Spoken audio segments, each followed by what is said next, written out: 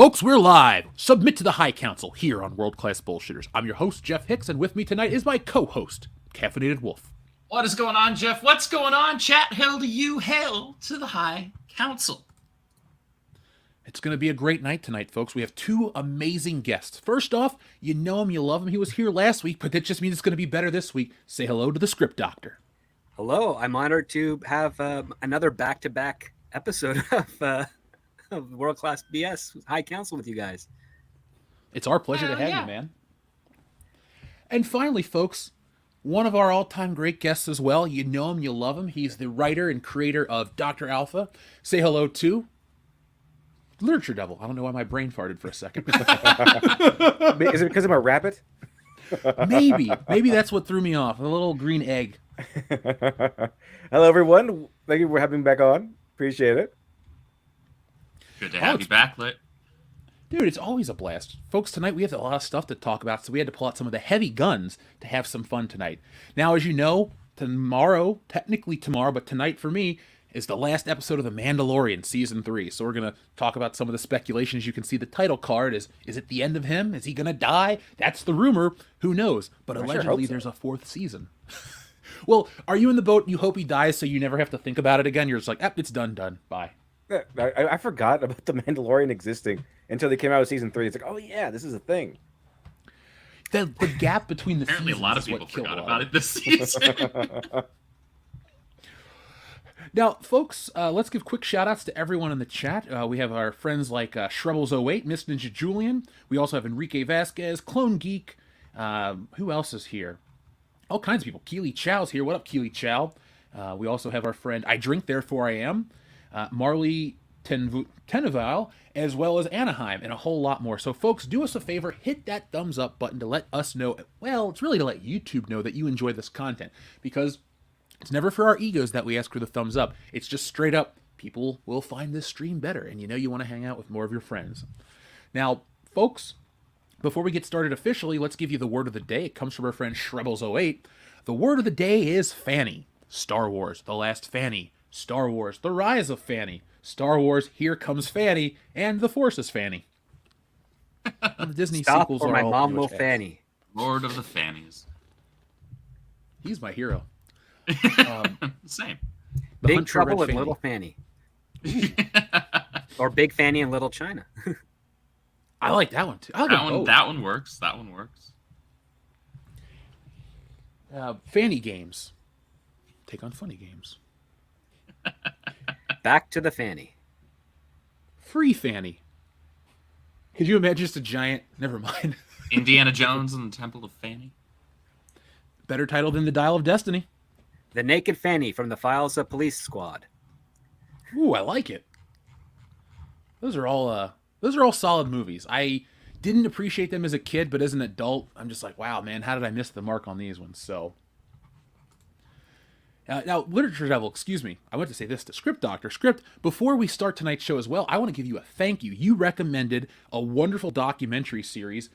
Yes, it's on Disney Plus, folks, but it's Light and Magic, the history of ILM. I lost my whole Saturday to that. I was going to make some breakfast food.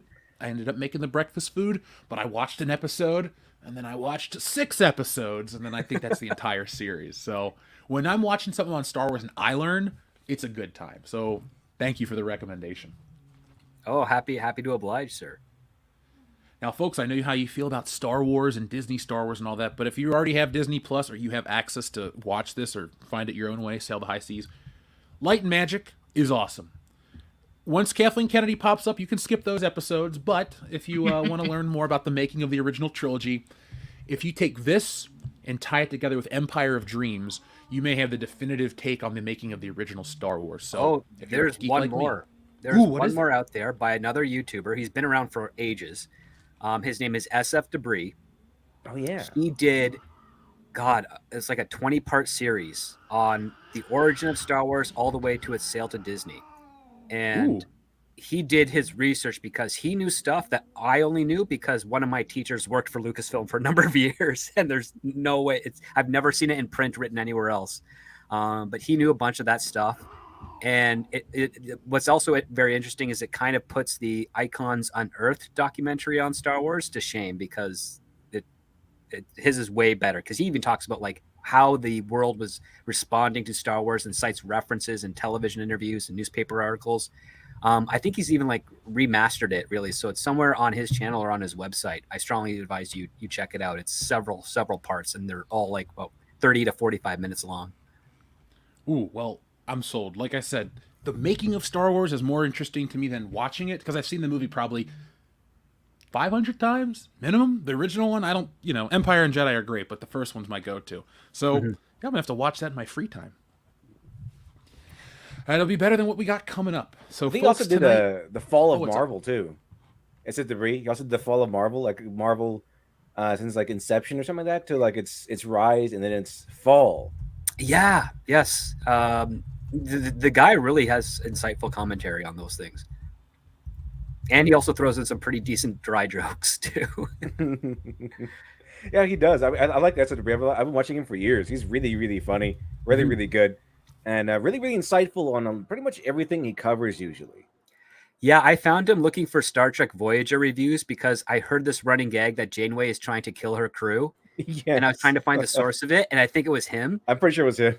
And he has some great takes on the character because he explains how she's a very inconsistent captain.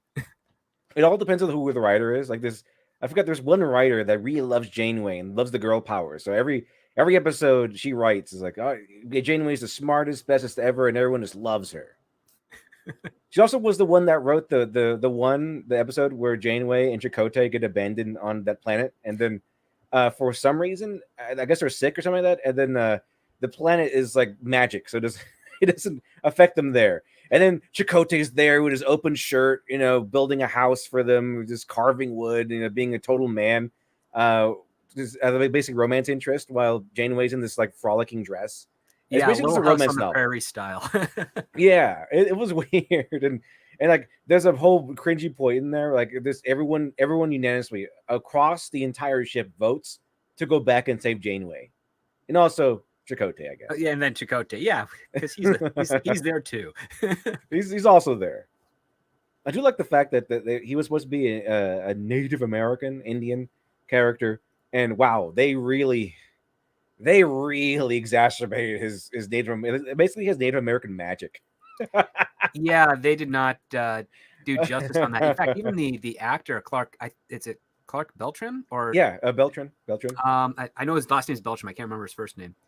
But he would end up going to the writer's room every time they did something ridiculous about Native culture and be like, "This doesn't exist. You got to change it, or people are going to be really upset." I remember there was one point because there was one point where the writers were like, this is the was so just in awe of this how awful the like the rubber people, like we got our intelligence and our stuff from the rubber people who are white aliens from outer space that came down and gave like his Chakotay's tribe like all of its technology and technology and knowledge.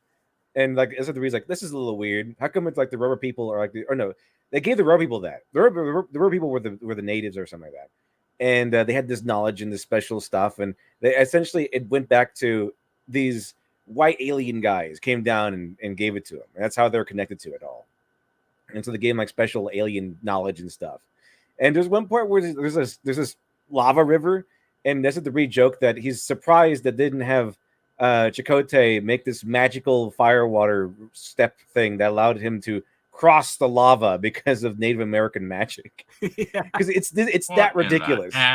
It's that ridiculous. They have like him actually spirit walking and stuff. Like it's crazy. It's crazy. Like it gets way too insane. Absurdity to the nth degree. Oh yeah, they really love these Chakotay magic Native American episodes. I'm just impressed that when in the pilot Chakotay destroyed his ship to save everybody, that he managed to take all the valuable Native American artifacts that he had on him at the time on that ship, so he can still practice his own tradition. Yeah, because he was a Maquis, and then he was in that little tiny runabout. Was for somehow the runabout had like all of his stuff in there, which is like all of his relics and stuff. And I guess he takes all of his relics everywhere he goes at all times, even on a little runabout that he was on. So because he just has it all for some reason. There's a one episode where Janeway just risks her entire crew to get coffee, and it's kind of funny. Oh yeah, the coffee in the nebula. The coffee nebula. She's out of coffee. It's like, we got to go there, but we're running out of power. No, we go to the coffee nebula. Priorities. Absolutely. That shows It's the sign of a good captain. It's so crazy. It's just, and all the stuff they put Harry through on that show too. I won't even get into it. It's just you feel sorry for a lot of those characters. The fact that they almost killed him off, but the actor was voted most beautiful man, so they kept his character, and it was clear that the writers were really, really upset about it. Mm-hmm. Which character was this again? Harry Kim, right? Yeah, Harry Kim. Harry Kim. Oh, okay. He was the longest serving ensign at 7 years. The forever ensign. And his actor was like, "Can I get a promotion? I've been ensign for like 7 years." And like, no, well, someone. And the reasoning was someone has to be the ensign. So no. That's the reasoning. that's the reasoning. So Nog, who was a Ferengi, whose people were not even part of the Federation, was able to brute force his way into the Federation with a recommendation from Cisco, by proving himself, and able to enter the academy, pass the academy, become an officer, and elevate himself to, I think, lieutenant. Yep. All while Harry Kim was out there still an ensign. And the best part too, Tom Paris only had a field commission of lieutenant. Then he was demoted, and then later they promoted him back to lieutenant. And Kim is still an ensign. It was even funnier is the fact that Harry Kim began, I think, at he was getting swindled by Quark because he's an idiot. Mm-hmm. And so the boy who was wiping his tables when he was at Quark's is now a higher rank than him in the Federation. Yep. Ain't that a bit? Now, folks, we have some awesome messages from our chat, but we have these things called premium membership messages, and we just got 2 that rolled in. So I'd like to thank Adama. Sorry to cut you guys off, but I don't want to miss these because they pop up for a second. Sure. He said, I've been a member for 2 months of this channel, and I'm glad you guys do what you do. We must stand strong against people trying to destroy the properties we love. Cheers. Adama, I agree with that. That's why we do what we do. We love the pop culture we talk about. I mean, these guys love Star Trek, Persona, Star Wars, you name it. We're fans. But like we said, we're fans of it. We're not going to sit around and go, we should change this, or it's better to do it that way. Come on. Believe me, we're the audience that's tired of this shit. But we handle it a different way. We give you better alternatives, or we just create better stuff ourselves. 3 of the 4 of us can say we do that. And Andrew, you will too, man. We should come up with some Cape shit comic one day, just for the hell of it. So far too early stages for things, but I have things in the works. Oh, good. I can't wait to see what you got, man. I'm going to support it. Appreciate you. Oh, yeah. Dude, I know that I, for one, am tired of being bogarted away from the romance novels. Men love romance, okay? Men have always read romance novels, okay? The thing is, first, we need to be allowed into romance spaces, first of all, and then I love romance. I've loved romance since I was a kid. I just want you to change everything about it. I mean, Deadpool was a love story, so yeah. Lit.Devil, you keep joking. I'm gonna do a Fabio-style romance comic book with a dude as the lead, just to be ironic and silly. So have it take place on a pirate ship, and you really do get all the women. He gets all of the booty. It's just a pirate ship full of women or something. Yeah. And he's the one man. He's the one man. However, they can't sail anywhere because now the women are strong enough to pull the ropes for the sail, so they're just always in dry dock. They're finally able to leave. No, he has to be both navigator and he has to be the one that steers the ship. So he's captain, navigator. Because the women don't know where they're going and they can't drive. We've been lost in the Atlantic for 38 days. Yep. Ladies and gentlemen, you are witnessing the creation of a comic book. Or it's Fabio, but there's 2 women love him. One is a dangerous bad girl who's poor, and the other one who is a billionaire princess type who just is. They're totally both on the same pirate ship. Yeah, pirate ship as well. Yeah, this shit just writes itself, folks. Type in 1 in the chat if you would read our romance novel comic book featuring a dude. I should start a subline where I do gender-swapped versions of everything that a certain type of people find sacred and just fucking ruin it for them. It's like, you want to come in and ruin comic books and Star Wars? Fine, I'm going to ruin romance novels and whatever else shit Karen's like. Like, let's do it. I feel like there's a market for that. We can do it too. I almost got canceled years ago back in 2014 when I pitched a story about a gay man discovering that he's straight. You can't do that. Oh my god! They can only do it the other way around. That's the only way it's acceptable. Yeah, exactly. And then we also had another super message that had rolled in from our friend Troubles08 that had requested a button. He says, I'll take an Uncle Ben, please. Well, of course. On WCBS, ask and you shall receive. Who's that Pokemon? It's Uncle Ben. Terrible. Absolutely terrible. Quick thank you to our friend and member Enrique Vasquez for sending along the those messages to me. YouTube still needs to integrate better with StreamYards, but because of Enrique, we'll never miss one. So, folks, thank you. And Enrique, thank you very much. I'll see you this Sunday, buddy. Now, folks, Mandalorian is in a couple hours. You can tell we're not trying to talk about it because who wants to talk about circling the drain? It's been, 7 weeks. Wait, is this 6 or 7 weeks? It's been 7 weeks of just disappointment or mildly interesting stuff. And so now we're at the end of it, and I don't know if it's going to be as good as everyone says, but let's talk about the rumor. Let me get an image up. Do you think Din Djarin, the Mandalorian, will die? We'll start with you, ScriptDoctor. If he does, he'll be the first one to escape the Mandalorian.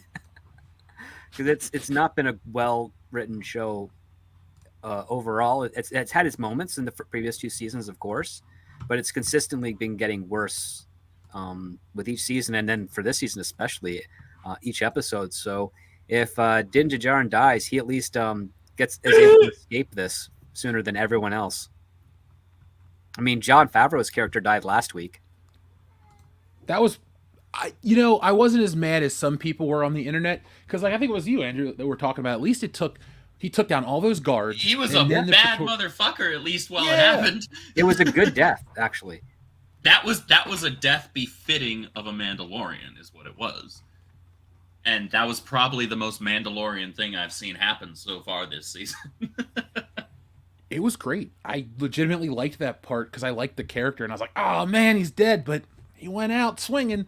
So many of our characters these days, and I do mean our characters because collectively, folks, we own them, not Disney, but we all invest our lives and our time into them. But they all kind of go out like a punk. Han Solo died like a bitch. Luke Skywalker died from using the Force too much. He used the Force so hard he died.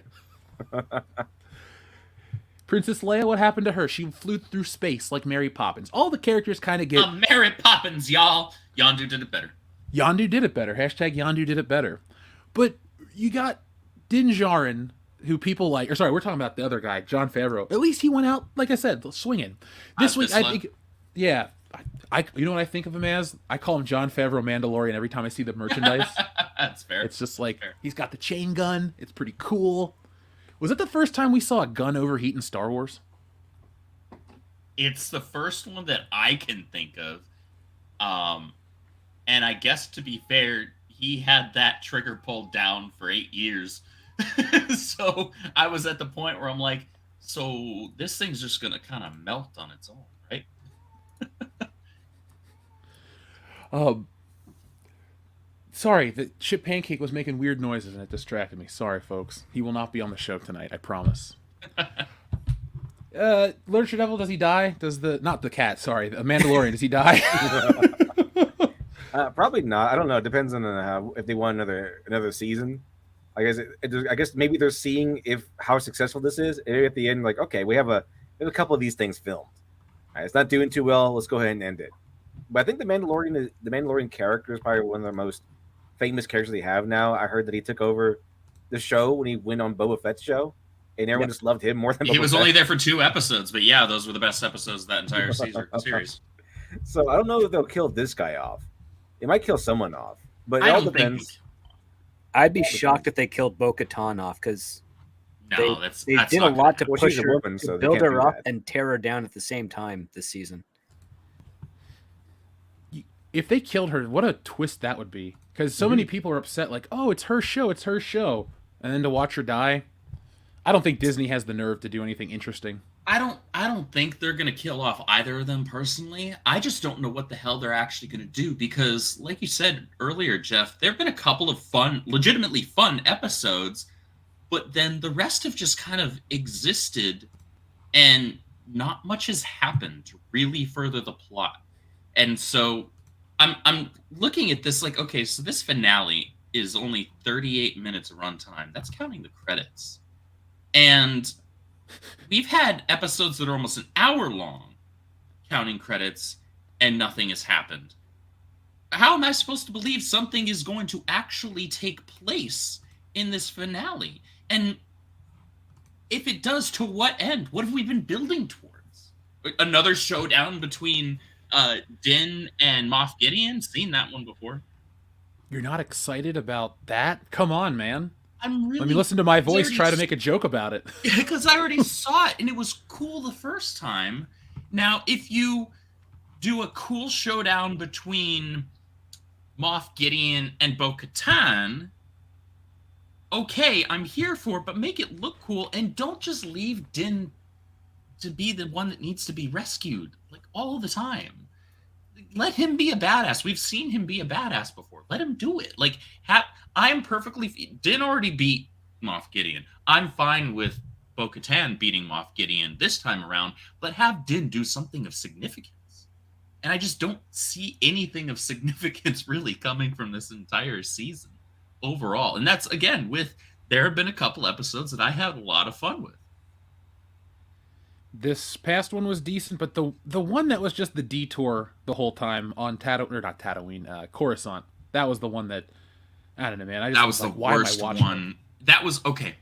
That was the most boring one, that's for sure. However, I think the one that had Lizzo in it was the worst in terms of just, like, this was not, like, I wasn't having fun until, like, that last 5 minutes when Bo-Katan, like, fought the other Mandalorian. I was like, okay, like, more story or more things happen just now in this last 5 minutes to move the plot forward in some measurable direction than the rest of the season up to this point.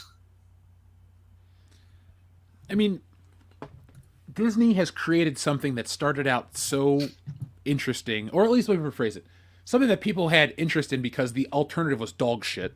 Rise of Skywalker, and then in Disney fashion, it's not just the Star Wars property. We're talking about $200 million losses from our animated movies. We're talking about all these dumb things that happen all the time. I think they just bought all this shit to just spite an entire generation of people. You know, just to say, screw you guys. Not really, honestly, but no, it feels like that because they haven't put out anything of quality, and now we're at the end of something else that I think a lot of people think characters are going to die because of last week. Because before this, you know, did it seem like that was a rumor going on? I don't really pay attention to the rumors. Did you guys hear that he was supposed to die like months ago or something? No, but I mean, it'd be a surprise if someone does die in the next episode that is a named character, but we kind of already just got our big character death this season with Paz Vizsla last week. So I don't know. And if that's a really pretty significant death, too, yeah. Because, I mean, his forefather forged the Darksaber. Yeah, and his idiot son is the only one left to carry on the name, so sucks to be him. The one that nearly got killed by a pterodactyl. Yeah. That was the stuff I was fine with, like monsters, creatures, all that shit. It's very like it looked like Ralph McQuarrie drawings come to life. So as a nerd, as an artist, and all that other stuff, I was just on board. Like, cool, this is something to watch. But I really don't feel. Not to jump on this train, but like the only movie I've watched or anything I've watched fairly recently that actually felt like it was worth a damn was Mario, because I was like, all right, I walked out happy. I felt something. Half of these things I'm just left scratching my head going, why am I watching this? I mean, obviously it's for work, but like outside of this, I don't really take a lot of enjoyment from any of these shows. They're just there. Yeah, that sounds about right. Like, I had a great time with the Mario movie. I had a great time with John Wick. I actually had a lot of fun watching that new Adam Driver movie, 65. How was that? No one talks about it. It was because nobody saw it, honestly. But it was fun. It was entertaining. I enjoyed it. I just sat back with a couple of glasses of wine. I was like, I'm gonna watch Adam Driver shoot at dinosaurs. And you know what? it was a fun movie. The plot wasn't super deep, didn't have to be. Very simple story. Simple characters. There are really only two primary characters throughout like 95% of the film. It's Adam Driver and the little girl that he saves. And it okay, do you what was it called? That movie with Viggo Mortensen back in the early 2000s, The Road? Yeah. It was? Okay, so think The Road plus Jurassic Park. Now, how are the dinosaurs compared to the most recent Jurassic Park? Was it at least as visually interesting, or are we talking like the Visually, dinosaurs they in the looked shadows? good. They looked right. good. No, the movie looks like they spent their money wisely in terms of the effects. It's a lot of practical sets. It's a lot of just natural sets as well, utilizing marshes, utilizing different things in nature, not having to rely as much on heavy SFX. And then you can tell that like all the money that they did use for SFX was put into the dinosaurs. I wish more people would have. Well, okay, I can't even say that because I didn't even go see it. I saw the trailer; it looked good. I just wish I would have went out and seen it. And it's on streaming currently, correct? Yeah. Like what platform? I don't remember. Because I won't rent it. I know this is like, oh, this movie looks good. I won't rent it, but I'll watch it on streaming. Look, if I was going to go out and catch it in theaters, I'm happy to drop my money that way. But I don't know. I feel like if I miss it, I miss it. You know, all the whole talk about Mandalorian and Lizzo and Jack Black being in there, to me, that this signals that even Lucasfilm knows that Star Wars is dead, and I mean they're just adding Lizzo and crap in there. So to me, I wanted to continue. I kind of wanted to continue, and then like this, I wanted like an episode where the Mandalorian is sent out to go hunt down this evil terrorist or something, this terrorist ringleader, and he goes over there and faces the terrorist ringleader. It's like Steven Seagal or something. It's like, okay, I'm down. Can he break his arm just like in that one movie? Like, hello, Mandalorian. You think you could take on me? This is the best. This is the best terrorist cell ever formed. Well, who formed it? I did. It's greatest. And he's so awesome, and like I think he played a bad guy in Machete too. So Machete. So I mean, it wouldn't be out of the ordinary for him. But I mean, at this point, why not? Why the hell not? Just add in some Steven Seagal, get Nicolas Cage in there. Like why not? Dude, Nicolas Cage makes everything better. He does. Like, I mean, maybe like imagine like a wild, crazy Nicolas Cage character this in The Mandalorian. I mean, that would just be I'm there. Nicolas Cage playing Nicolas Cage. You know, as opposed to the Jack Black's creepy sex looks. You know, I think that'd be way better. All right. This is a quick detour. You have to see a movie called Deadfall with Nicolas Cage. It's like some artsy whatever small movie, but it's got Michael Biehn, James Coburn, and Nicolas Cage, and it's about basically Nicolas Cage is like a gangster who's getting pushed away for this new guy, and it's a masterclass in Nicolas Cage breaking down. Every scene is over the top, crazy. I can't even quote half of the shit he says in the movie because this channel will get demonetized. But like, it's his best role. Like, I say that completely, laughing my ass off, but you have to watch it. Seriously, watch the clips on YouTube. It's a great movie, folks. Deadfall. Highly recommended. It's up there with Bad Lieutenant, Port of Call, New Orleans, when he does cocaine and watches the guy's spirit breakdance. It's like that level. Have you seen that scene? Crazy. He goes, well, they shoot this guy, and he goes, shoot him again. And they go, why? And then Nicolas Cage says, his spirit is still breakdancing. And then you see the spirit of this guy breakdancing for about maybe like 35 seconds. And it like zooms in on Nicolas Cage's face real slow. And then they shoot the body again, and the breakdancer just kind of collapses and disappears. Are you sure that's a movie and not just like someone filming Nicolas Cage going through his daily life? I asked myself that question, but it did say directed by, and then it had a guy's name at the end. I can totally see Nicolas Cage doing that for real. Like, man, his spirit is still breakdancing. That's something. I bet you Nicolas Cage wrote that line. Probably. I want to believe that's the case. I think Exhibit's in this movie too, so you gotta watch it. Also, I want to see a Mandalorian episode while the ship is burning and they're doing like, anything goes like the Wild West. Get Tarantino in there to just be in an episode and have him direct it. I guess have him direct this one episode. It'd be kind of fun. And then you can get Samuel Jackson in there. Might as well. and then he can play like a bartender or something like that. And he's like, imagine the N-word being heard in Star Wars. That'd be crazy. And then You say nerf herder? That would, yeah, it'll be like all about I don't know, some other people or something. It'll be some virtue signal nonsense. And then Tarantino just be in the bar telling all of his Star Wars pop culture crap, and then there'll be like some sort of diamond heist or something. That'd be pretty interesting. I'd watch it. I mean, is it wrong that I actually don't know enough about Lizzo to like laugh at that she's in Star Wars? Like, I didn't even realize that's who it was at first. That's how uninterested I am in this woman. I thought it was just Jack Black and some random lady at first. Like, her whole career is based on, oh yeah, she's fat. That's what she's known for being. She's known for being fat. Her That's whole kind of thing is the whole body positivity, healthy at any size thing. Yeah. But I'm not even sure if she likes that because she's on a diet or something, unless I heard. But Well, good for her if that's the case. But doesn't science prove that you're not healthy at any size? yes, but Jeff, that's the bad S word these days. You can't use that word Science. unless it's the government telling you to trust the science. And only the science that agrees with them.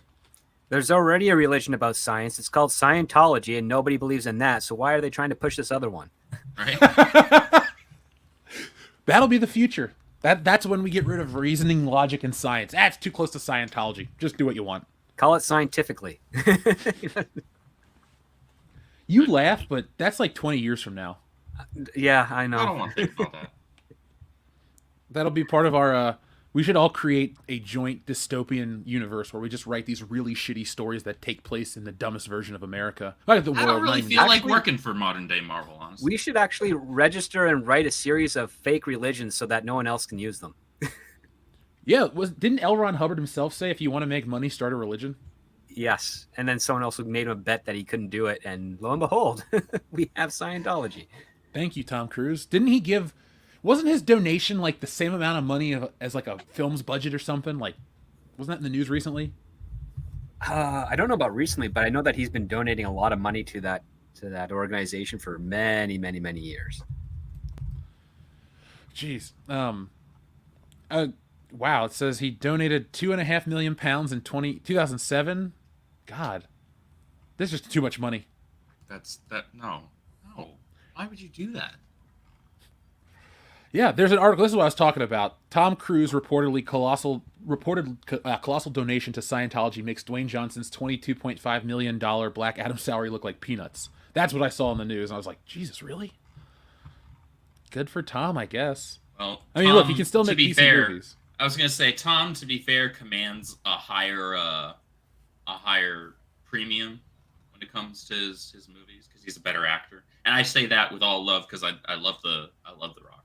But Does he actually command that much more? Because I thought like $20 million was the big cap for like upfront payments, and then a lot of people get their back end deals. Like Script, you'd know better than I would. So It all depends on what you negotiate. I mean, there are some actors that if they're involved in a smaller production, they will negotiate a smaller fee, but they'll have a larger take of any sort of gross from after distribution, and that is usually to make up their normal rate.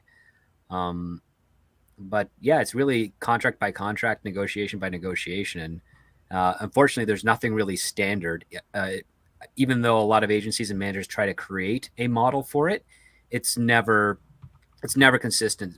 If you're hot now, you can command a lot of money, but the moment you start to cool down just a little bit, that's when everyone else jumps on them to get a deal. And I don't begrudge them because some people ask way too much for not nearly providing the return on that investment.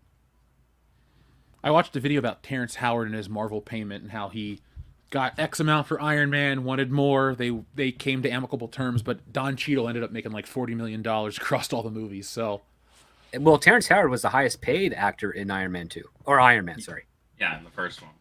Well, that's because that was Robert Downey Jr.'s kind of big comeback. That was like, all right, we're gonna make this work, and then he proved himself. And it's like, okay, now he's the superstar, and he's the main title character of the film, and so it's like, you really gonna expect to be, making more than him? Really? Again, yeah. Well, I mean, he started repairing his career because he did a movie called The Shaggy Dog, I think, And then after that, he did Kiss Kiss Bang Bang, which didn't have a huge distribution, but was such a well-received film.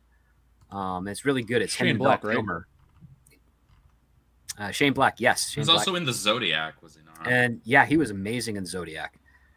Zodiac. And, Shortly there, it was a few years afterwards. I think it was early 2010s. There was that movie Chef. Yeah, he did. He did Jon Favreau's Chef, which was basically Favreau's therapy for his falling out with Marvel execs and Disney at that time. That was a really good movie. Not my genre at all, but it was a really good movie. Wow. Sorry to make people disgusted, but I found the link. What if Lizzo was every Star Wars character? What? No, hold up. Why? Oh my god. The Ewok is the worst one. Oh my god. Hold on. I'll share a couple of these because there's a lot. So what are we looking at right now? We're looking at Lizzo as BB-8, right? Well, here's Lizzo as cover your eyes, folks. C-3PO. Oh no. Yeah. No, at this point, I'm like, with Lizzo and Jack Black, probably the perfect icons for modern day Star Wars. Corpulent and decadent, and on its way into decline, or late into decline. This just hurts my soul at a molecular level, and don't even ask me to make sense of that. Well, here's Lizzo on The Mandalorian again. Ugh! See, I was surprised with how much Lizzo actually wore in the episode of Mandalorian because I've never seen her in that much clothing ever. She's really Right, almost she naked. normally is wearing very little. Yeah. And I didn't know if she was trying normally to save wearing- money on material or she was making a statement. Lizzo's whole thing is she's usually wearing the amount of clothing that you would want to see on someone that weighs about 250 pounds less than her. Is she I'm wearing not Jar only Jar laughing at your Binks? comment, but I don't know what she's supposed to be here. I mean to click off of it. Sorry. Where was that at? Sorry, there's a whole lot more of these. I'm just like taken aback. But is she? Oh, not a pork. I don't know what the fuck she's supposed to be. No, I think she's supposed to be one of those like little mechanic things. Oh, The is that little the guys. Kaz? The little dwarfy thing that was trying to replace Yoda in the Force Awakens at the bar. Is that what she's trying to be? Babu that thing? Frick? No. The one that was voiced by an actual actor. Oh, Maz Kanata. Maz Kanata. Yeah, she's trying to No. do that thing. I think she's supposed to be Maz. You know the ones that were supposed to be repairing IG-11? The Babu Yeah, Frick those people. little things. Those little things? I think that's what she's supposed to be. I don't know. That's what I thought. WTF? You were This the is frog-like more time creature than outside I've of ever Jabba's palace. spent. This is more time I've ever spent collectively looking at Lizzo, and I. Is that her supposed to be Dot Matrix from Spaceballs? That's what I thought at first. I'm not sure what it is. It's a mistake, is what it is. There's a It few is a more, folks. mistake. That is a 500-pound mistake. Well, here she is as a Jedi. And I love AI because it only gave her one hand and the rest of the lightsaber 3 fingers. 3 fingers and the lightsaber's not even a full hilt. That's funny. I love how the AI will go into the uncanny valley. Like it's like, oh, this doesn't look right. This is weird. Just like Yeah. this. Yeah. Is she Stop. boss Nass? I think there's like one more I'll show you, and then I promise we'll let it go. Oh yeah. Here's Lizzo as R2D2. I don't know what to say. It's just weird. She just looks like something Star Wars characters would fight in a video game. Like she'd be a mid-level boss. Maybe. Mid-level girl Sparto. boss. Well, I'm sorry, folks. I've subjected you to enough violence, but Some- realistically, what do we have left to say about the Mandalorian? There's rumors that she's gonna be. Oh wait, no, there wasn't the last one. Sorry, this is the best one I wanted to show you guys. The fucking Ewok. This one's actually disturbing. Lizzo is an Ewok. It looks like the girl from Precious. Oh my god! I think that is the girl from. Kind of Precious. does, yeah. We should put this on a T-shirt and see if anybody would buy it. Stephen Kraft says, please show Lizzo in the Slave Leia costume. Buddy, I'm not going to show that. No, so he's It's not demonetized. show. I know. I'm just messing with him. It makes me think of the Family Guy episode where every guy sees Meg, gouges their eyes out, sets himself on fire, and crashes through the glass window. I have noticed that, I mean, this is an obvious statement, but it's so funny with this lady especially, how the press is like, we need to make sure everyone's feelings are taken into account, and like, we just throw reason out the window. It's like, hey, I'm never one to dig on Lizzo, but don't tell me she's super healthy. Like, don't tell everyone that we should all look like that, because what happened to the last 30 years of, like, let's get in better shape and let's do these things? But, I don't know. Maybe I'm just the only one that notices how things are. It's all the California living. Andrew, is there anything else you want to say about The Mandalorian before we move on to better topics? I would like for it to be an entertaining episode at the very least, with like some fun battles. I can't envision them squeezing even a freaking Little Caesars sized turd worth of story out of this 38-minute runtime in a finale, given the lack of story that's been in the entire season thus far up to this point. So I just hope there's some decent action, honestly, and that Bo-Katan and Din both get to kick some ass, and it feels like it might go somewhere in the next season. That's the most I can hope for reasonably at this point. Script, literature devil, anything else you guys want to add about The Mandalorian? At least it's over tomorrow. All they had to do was just provide a really cool main masculine character who does awesome masculine things. That's all they had to do. They couldn't maintain that for more than a season. He's like, "You are my queen."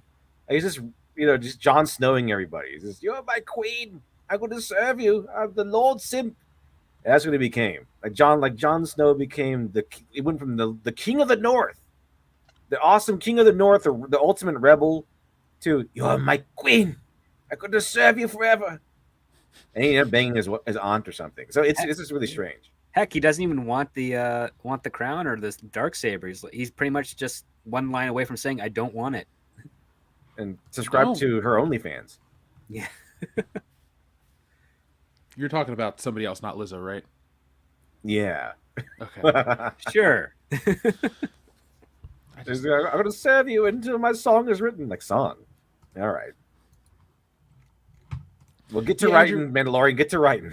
That was the first time of the Mandalorians I can think of talking about how they have songs. Because isn't that a Klingon thing? Normally, they have songs of their. That's what I'm familiar with. Yeah, that's they have the operas and they have like those. They're the same like chants and stuff like that. Yeah, the Song of Kalis and all that stuff. Like that's Klingons, and now the Mandalorian is appropriating that. It seems like Klingons are awesome. I feel like there's more. I feel like I'll have a better time watching Star Trek these days than I will Star Wars, and that hurts to say because I'm growing up from a diehard Star Wars fan. But is it true that it's better now? Like the last season of whatever is actually decent, or is that just people on the internet? There are. I will say this: it does have writing flaws, but the approach that it's taking with regards to the characters and what they're trying to do with them is far more coherent and far more faithful to what they're trying to do. They're not trying to tear these characters down as they did in previous seasons. Yes, there's a huge plot contrivance motivating this entire season, this current one. But if you ignore that, you're still seeing these characters as they're competent. They are dedicated to each other. They're trying to solve problems without compromising their morals. And they even get very close to the point of that where they have to actually consider, are we going to abandon everything that we believed in for 60 to 70 years over this one instance? They actually have a brief discussion about that. But I will say it's a far more pleasant and enjoyable watch than any other season of Star Trek that has been made by the Secret Hideout or Bad Robot production companies. Well, do I have to watch seasons 1 and 2 to actually understand a lot of context, or can I just jump in blind? You can jump in blind. Okay. I mean, maybe I'll have some free time in the future and I'll check it out. But I just wanted clarification from some writers. Okay, so guys, let's check in with the audience and let's talk about well, at least I think it's funny. Do you guys feel like you're a bunch of sexists if you dislike a movie? Because the internet wants you to think that's the case, and The Marvels is back, and apparently we're all sexist. Andrew, did you wake up this morning and realize you were sexist? You know, I woke up this morning and, well, actually, rather, I woke up the other morning when I watched the Marvels trailer and realized I was sexist. And I also, in the same moment, realized I didn't give a shit. Yeah. It was pretty awesome. Yeah. The instant I saw the Marvels trailer, I slapped my girlfriend and told her to make me dinner. Nice. Was it good? Nice. Oh, yeah, it was great. And I had to hit her again because it was so good that she would never be able to live up to it. So I'm like, temper it down. Shit.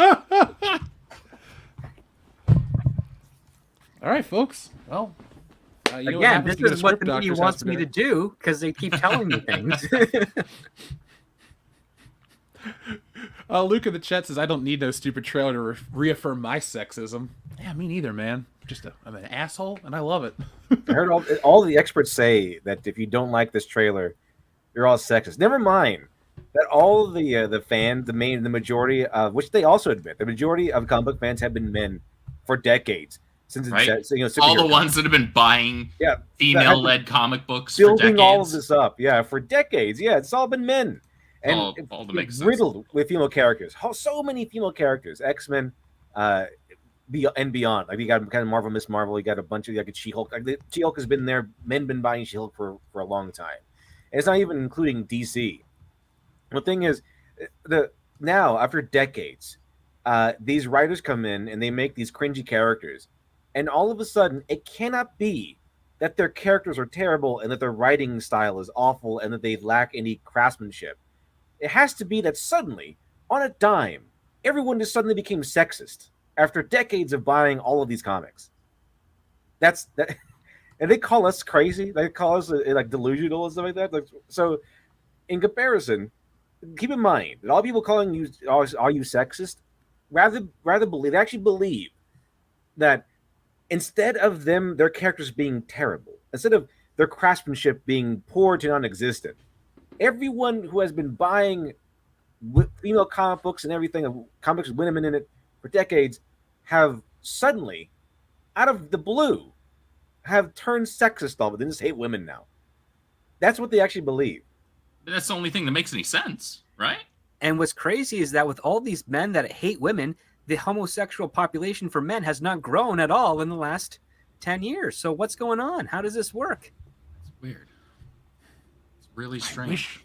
I wish I knew. I'm just going to have to take a deep look inside and realize that I'm the problem, not the shitty movie, not the shitty trailer. I'm the problem. And I hope everyone out there realizes the same thing. It's my fault. No, I love these articles though, and I love this conversation because it's so funny. It's like every day they're trying to come up with a new excuse.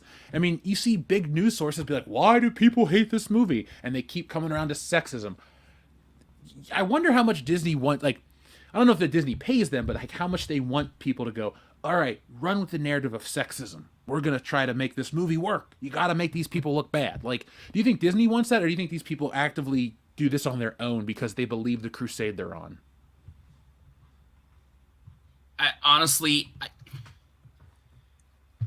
This is so weird because I don't think the shareholders at these corporations actually believe in this shit. Like, what it is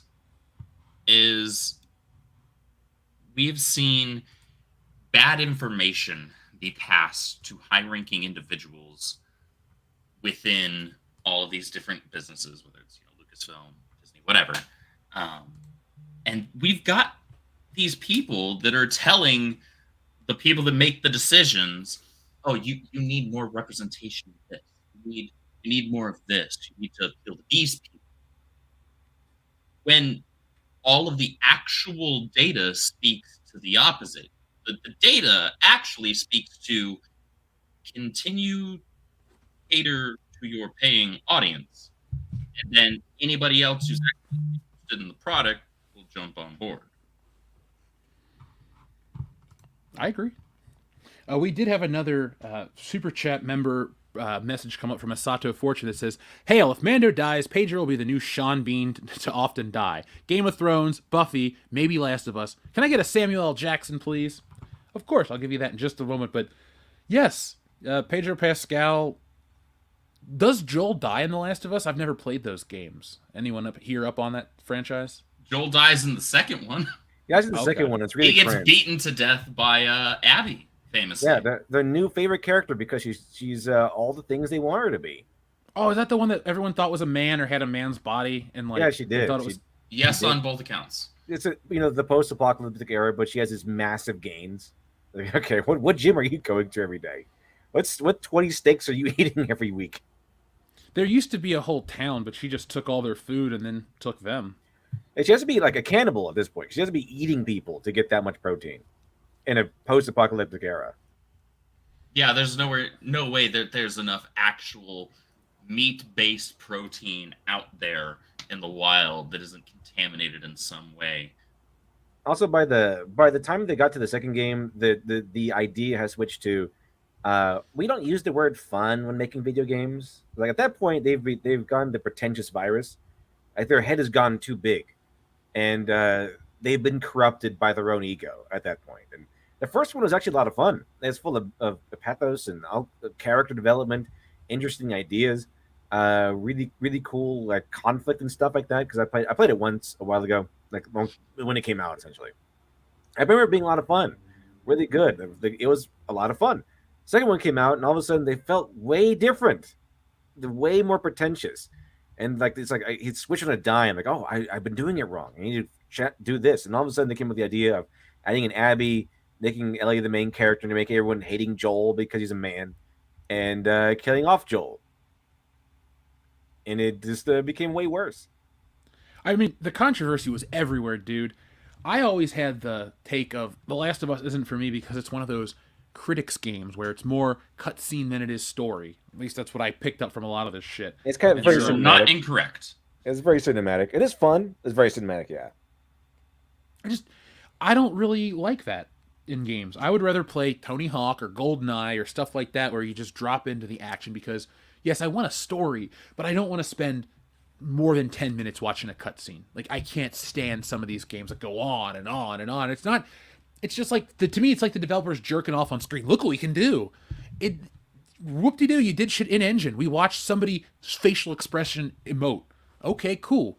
But this is a video game, not a movie. Like, I understand you want to make the genre appeal to, whatever. You want it to be considered high art. But I already thought games were art. The gameplay was art. The story was a part of that. The graphics, all that, that's the actual art. To me, The Last of Us is like so many of these other games like Alan Wake or Heavy Rain or all these other games where you sit and you watch and you press triangle when it's time or you quick time event here and there. I don't like a lot of those games. I'm not a Sony guy anymore.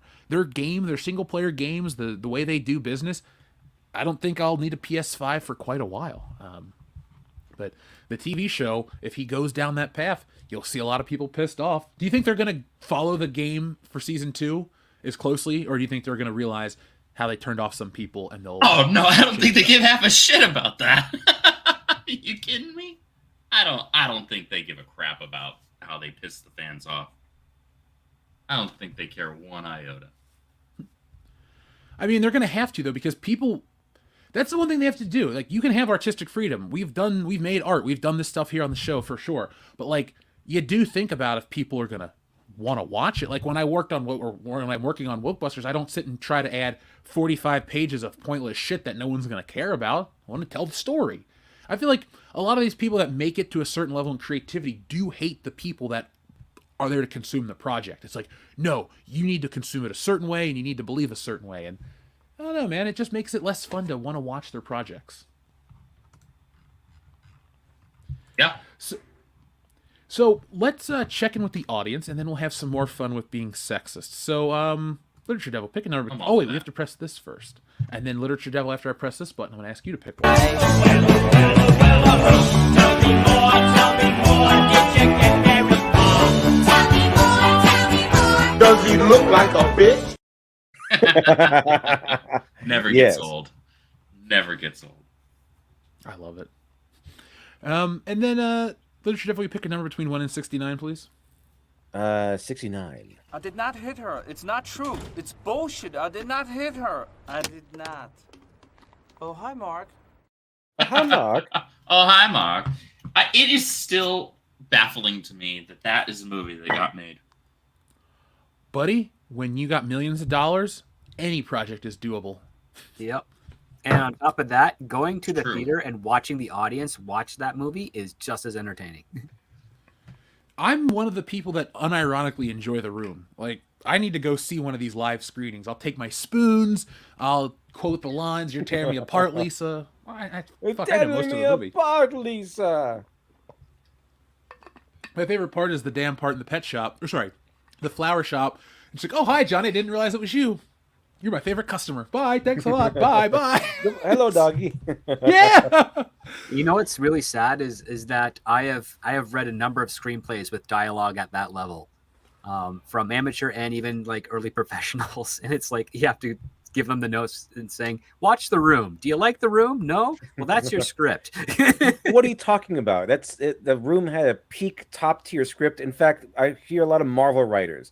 It's Marvel writer level script, and that's saying something. Oh well, Disney does have a specific taste. I guess I can't argue with that. Well, somebody's watching it, right? Oh, wait. Less and less people watch it. Disney, listen. So let's check in. We have a lot of people here tonight. Thank you, folks, for hitting that thumbs up button. I drink, therefore I am. Says, let's get this party started with a mighty jam ram and a message, please. Of course. So my favorite button is well documented here on this channel. Jam ram! I think it's the only button I'm actually in. And then we have one of these, a message, which is kind of creepy. Message! Message! Message!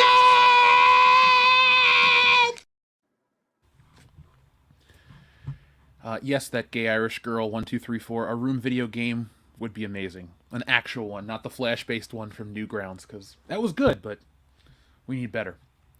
Shrubbles08 says, we already read the word of the day. Aurora Uplink says, if Favreau and Lucas air a video talking to the fans declaring the Mandalorian movie to be in theaters, where Mando 8 should release, it will be good.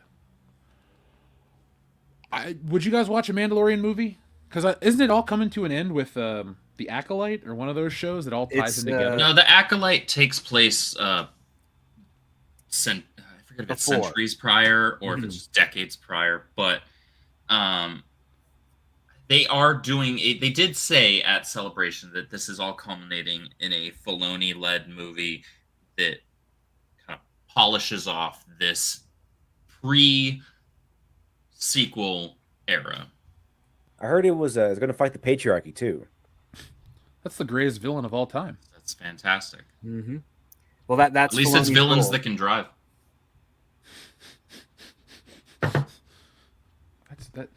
That's mean.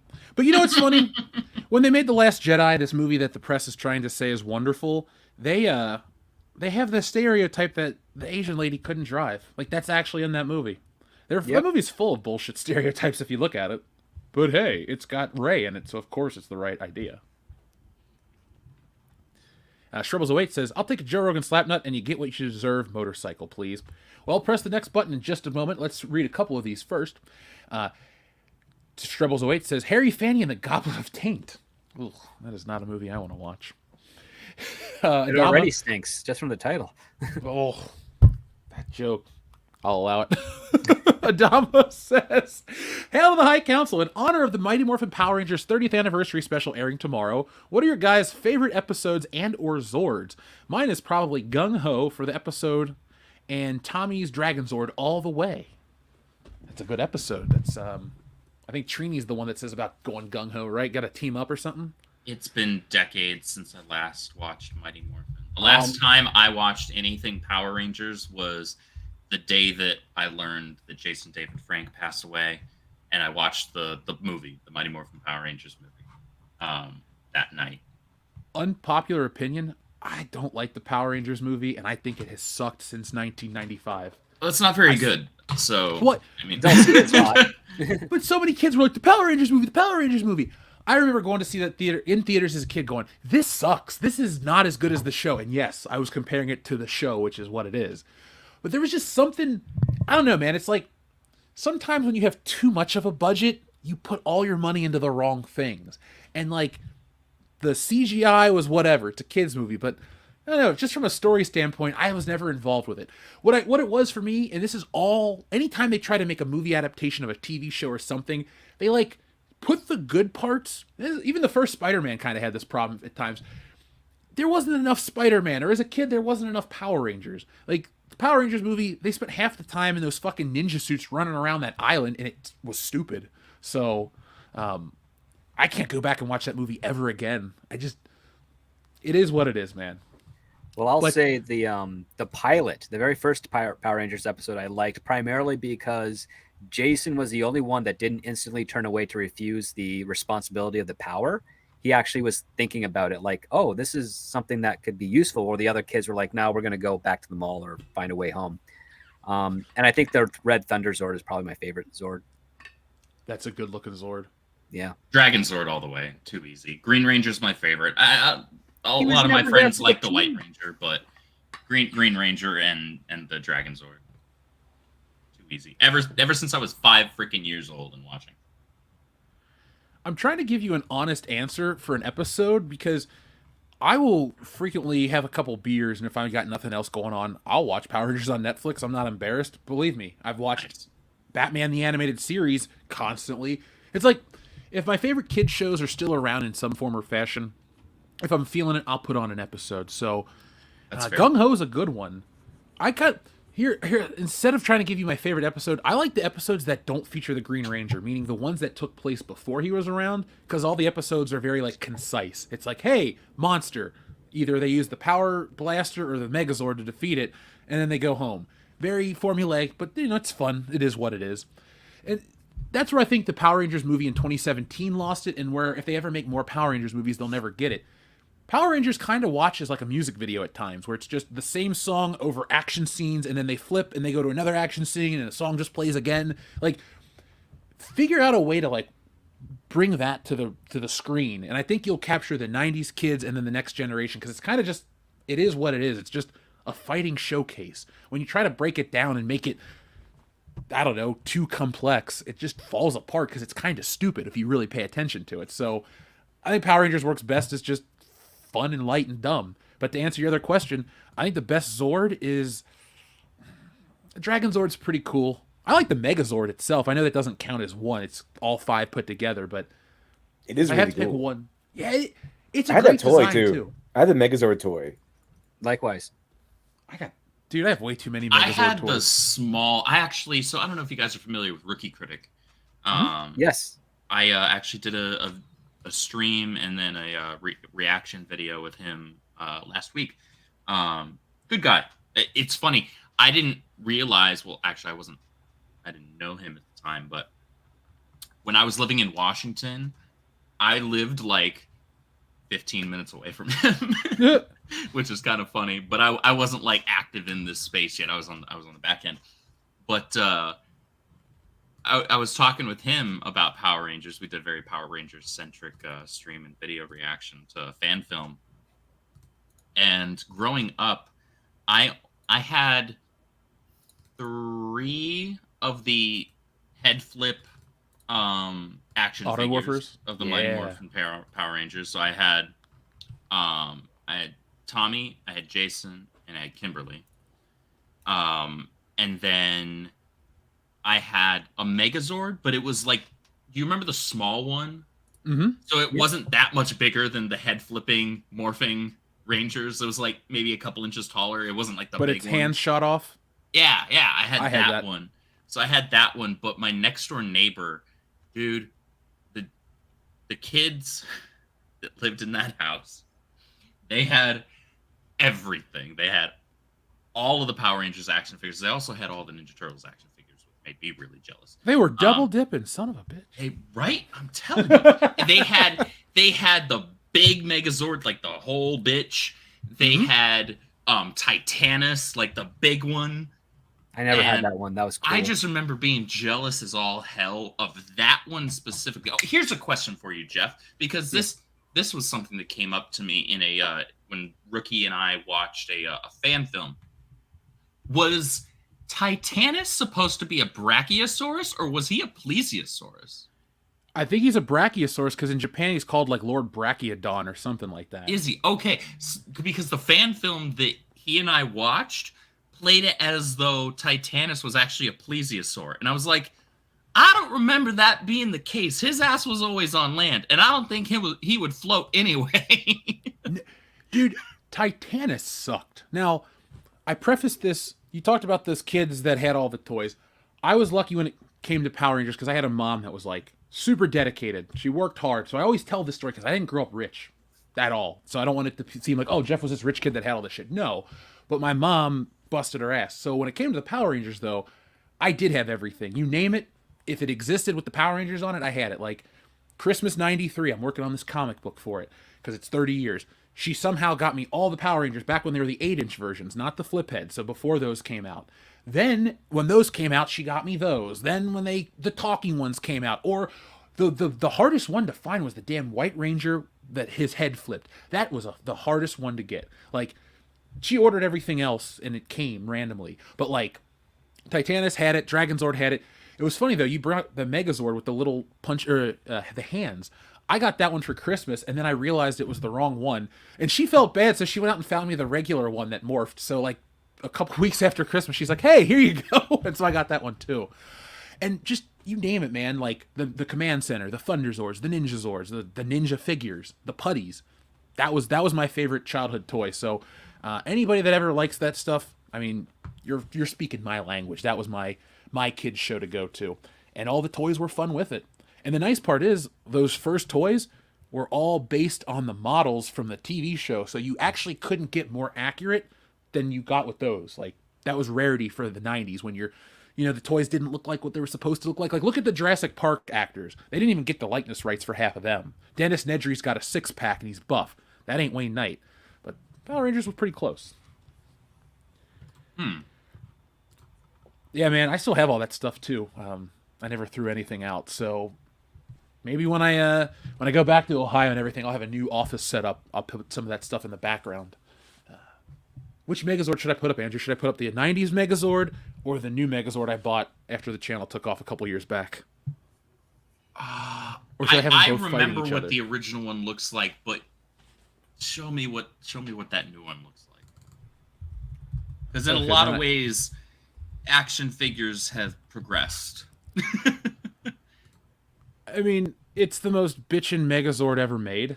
It was $300 when it came out. I think it goes for like really that much shit. It goes for like $700 now. Lucky me, folks. If you ever want to learn how to invest in toys, follow our live streams at night. We talk about that random shit. But that's the new one, man, and it still transforms and all that shit. It's made of metal. That's it's cool. bitchin' as shit, dude. You gotta display that. You spent $300 fucking bucks on that. I bought the Dragonzord to go with it too. But I didn't buy Titanus because I stand by Titanus sucks. All right, Titanus shows up for like 5 minutes at the end of an episode, and if you ever watch like the Japanese footage, like it like gets sucked into the ground and dies. That show's really crazy when you watch that version. I also had the remember that whole area the whole time where they had the turtle and the turtle carried another Megazord or another Zord. I had that and the one that was inside of it. I forgot which one it was. I think it was like a dragon one or something. So there was Tor the Shuttle Zord, which I think is the one you're talking about. It's like a green turtle. Yeah. Yeah, that I had that toy too. I want to recant my statement about hating Titanus. Tor the Shuttle Zord was probably the worst Power Ranger toy because it was just a turtle, and they stood on top of the thing. Remember? That was for like the circle Thunderzords, right? Yeah. There it is. There you God, I go. remember that. Yeah, I don't think even that's the toy I had. remember. See, I've seen the Gosei Sentai Die Ranger that Thunderzords are based off of. I don't remember the episodes with Tor in them. This was like the peak of Hayam Saban's greed, because this is when Power Rangers would get like toys based on stuff that appeared for one episode and then never would come back, or they would promote it like it was so important, which is great business. But it was kind of disappointing because it's like, oh man, I got Tor and I got all my Power Rangers, here we go, and like he would never show up, and when he did, it was just a fucking turtle tank. But I'm sure Ninja Turtles kids bought it because Ninja Turtles kids. Yeah. I also had that one toy where it's basically just the command center and it had Zordon, and it came with a little what's his name? My Alpha? next door neighbors had that too. The robot. Same. I was also jealous. That was Christmas '94, Andrew. I woke up and I got that, and it was the coolest thing ever. Because the reason why these toys stuck with me so much is because, I mean, obviously they made me happy, but I never saw them in the stores. They were so popular. Like, you never, at least where I was growing up in Cincinnati, Power Rangers were always sold out. So it's like Christmas, they would just kind of appear. So it was kind of like, the magic of Santa Claus. Right. Man, I could have went yesterday. They had a meeting out here by me at the park where all the Power Rangers showed up, and they had like what was it? Oh, I thought somebody sent a super chat about it. No, but it was like the actors were there. You could go meet and greet and do all this stuff. I just couldn't get there. So thanks, dentist appointment. But folks, I'll have some kind of review for the Power Rangers 30th anniversary. I don't expect like a long form one, but I'll watch it and see what it's about, because it was awesome. TLJ Screwjob says, how many forgot versus waiting to binge season 3 in terms of The Mandalorian? Probably a good chunk. I don't think those numbers are going to jump dramatically to the point where they go, see, Mandalorian was a huge hit. Everyone just waited to watch it. I think a lot of people are turned off or just don't care. TLJ Screwjob also asks to the panel, is Frozen the cause/symptom of all this screw the authority figures, just do what you want, a la Turning Red? Because Let It Go screams, my dead parents were dumb. I know better than them. I don't know if I'm black-pilled enough to go that far. Let It Go, there are a lot of theories as to what that song is supposed to mean. Some people think that it's the frickin', queer anthem of the world. Some people think that it's... They always say that. Right, that's just modern entertainment in general. People try and do that. But, some people think it's just the rebel in everybody. Some people think that it's the, just be who you truly are, which that's what I liked to take from that. Not because I wanted to ignore the other two stupid shit things, but because that's something that's more universal. That's something that can apply to literally anything. It doesn't have to be just a gay thing. It doesn't have to be just a whatever thing. That's just a person thing. That's a coming of age thing. That's a understanding that everybody is different and unique in their own ways, not in the stupid Barney, your own special way that's created a lot of coddled people, but in just the fact that we're all individuals, right? We're all Did you different. say Barney? Yes. Well, but Let It Go was a really good song, and one of the two good songs in that whole movie. The movie is kind of crap, but I mean, those two songs are actually pretty good. The plot is paper thin. It's best, awful. But the music is great. They had like some songs in there that had no purpose. It was just like a misunderstanding that they had the went the whole song about it. Like I had to skip it when I first watched it because this is nothing. But yeah, You Want to Build a Snowman dictates the connection between the two sisters and how they've kind of spent their whole life apart yet really close, and how Elsa's powers kind of forced her to self-isolate herself because of how dangerous she thinks she knows that it is or it could be, and she doesn't want to hurt her sister. And then Let It Go, essentially that part of the connection of the arc where she kind of embraces a thing. She learns the lesson of something that's a major part of you in your life. You can't just pretend it isn't there, because it is. So it's better. It's worse to ignore it, because then you can't get control of it. And the movie was interesting because that song was about her embracing the idea that, okay, yeah, I do have these powers and I can't deny it. I'll just embrace these powers. But she went the wrong turn and just decided to run away instead of embracing it, and while also maintaining her responsibility. And they had backlash for that by having the bad guys take over because Elsa just ran away from her responsibility. It's a no-no. And then at the end, we get to see a culmination of all that, where she achieves balance by embracing her powers, but also acting as the queen of the country anyway. So it did have some really good moments in there and good elements in there. It just, there's a lot of bad stuff in there too. Sisterhood, and realizing that this was, there's a bond between siblings that can't be replaced by anything else. I think there was something to be found and the man was evil. So I mean,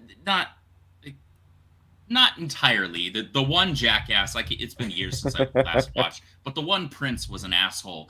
But what's his face, Sven? The guy with the really high guy who thinks he's talking to his deer or something. Yeah, that guy was a good guy. He was a great character. Yeah. He was a super great character. That was a fun, And he was based. immediately likable guy. He like, was just constantly trying to be nice to everybody, but he also, you could tell he believed in, and he had a sense of justice and all of that. But he was just a likable guy, a well-written, though simplistic character. And that was perfectly fine because the story itself wasn't particularly deep.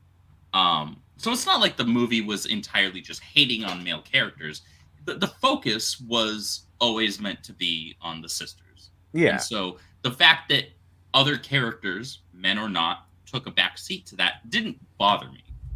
What bothered me was I just wish there was a little more to the plot. Yeah, and they had to have their surprise villain where the guy had no indication of being evil until the very end. And it's like, wait a minute. It was kind of out of left field. His whole plan doesn't make any sense. Why is he all of a sudden evil now? Like when was the hints to this? Yeah, I still haven't seen the film.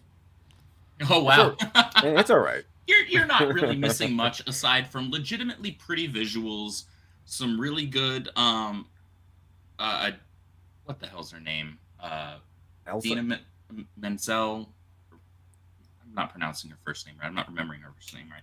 But she's got a phenomenal voice. There's no denying that. So it's got some good music. And I like the character designs, but apart from that, there's not much there. There wasn't enough there for me to be like, I can't wait to see the sequel. Yeah, this is not enough. I still haven't seen the sequel. Not enough for me to get the sequel done, and I was like, I'm pretty sure the sequel is going to be awful. It's probably going to be dripping with woke cringe. I could just tell. But it also had the really interesting thing of being in that era when they were really obsessed with having, like, denying the prince kissing the girl and waking her up from something, and having like another woman do it. Like they did the same thing in Maleficent, where Sleeping Beauty like fell asleep, and the prince kissed her, didn't wake her up, and Maleficent kissed her, woke her up.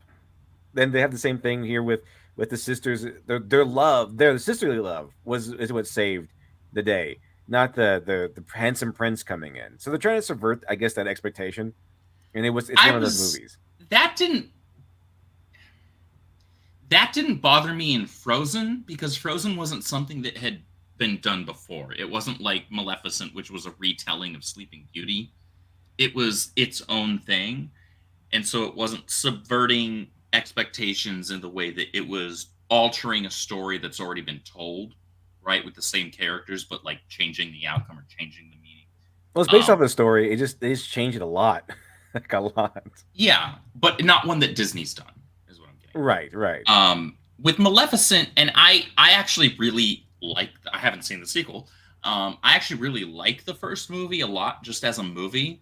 However, if I look at it through the lens of this is supposed to be Sleeping Beauty, like the classic Sleeping Beauty animated film from Disney, which was phenomenal, I have to ignore that. Let me put it that way. As a movie on its own, I really enjoy it, and I think Angelina Jolie was actually like S-class. Where's the Maleficent from the movie? Where it's like all the fires of hell. Like, where's that Maleficent? It turns into a dragon, like summons hellfire. Right. Well, it was one of those things where we there was a kick there for a little while where every villain has to be the sympathetic villain. They were done wrong at some point. You know what? As much as I will shit on the Nolan trilogy because I don't think it's as good as people like to crack it up to be, though Batman Begins is very good. One line does ring true. Some people just want to watch the world burn. Some villains are just freaking evil. And you don't have to make every villain sympathetic. They didn't have to be bullied. They didn't have to be done wrong. They didn't. They didn't have to have a loved one die. They just by Dalmatians or something. Yeah, some of them are just freaking evil. Oh, I will not touch that. I will not touch that. I cannot do that because I love Emma Stone way too much. I won't allow myself to have a tainted picture in my mind of Emma Stone. Cruella's not a very good movie. It's not very good. I would never watch it. It's not very. I watched it twice. It's not very good. I don't. You know, it's funny. Like they want to tell us, like, oh, Marvel movies, they're not for you. All right, what They the should fuck be. ever. But these Disney movies, honestly, I look at Frozen and Cruella and a lot of these as just like when I was growing up, they were girl movies, and as an adult, I don't really give a shit about the stories, so I just they're not for me, so I always pass them up. But you know, I guess it's gonna hurt Disney's bottom line, right? I don't get it though. We're not supposed to talk about the Captain Marvel movies or this or that. Oh, they're not for you. But then if you talk about movies that aren't for you, like, and you tell people that they're not for you, they're like, what's wrong? They're great. You need to watch them. So it's like, which is it? What it is, honestly, is it's don't critique, just shut up and blindly watch what I like, and don't tell me I'm wrong. They don't want men to do these people. Anything. That's it. They don't want men to do anything. But if they don't make enough money, it's men's fault for not showing up. Right. Except, well, that's what it was with Birds of Prey, right? Where they were like, "Oh, this wasn't made for you." Okay, fine, bet we're not going to go see it. And what happened? The movie was a flop. I look at these like every live action Disney movie, not for me. And they're announcing the new Lilo and Stitch that we dropped a video on just about the hypocrisy of the double race stuff.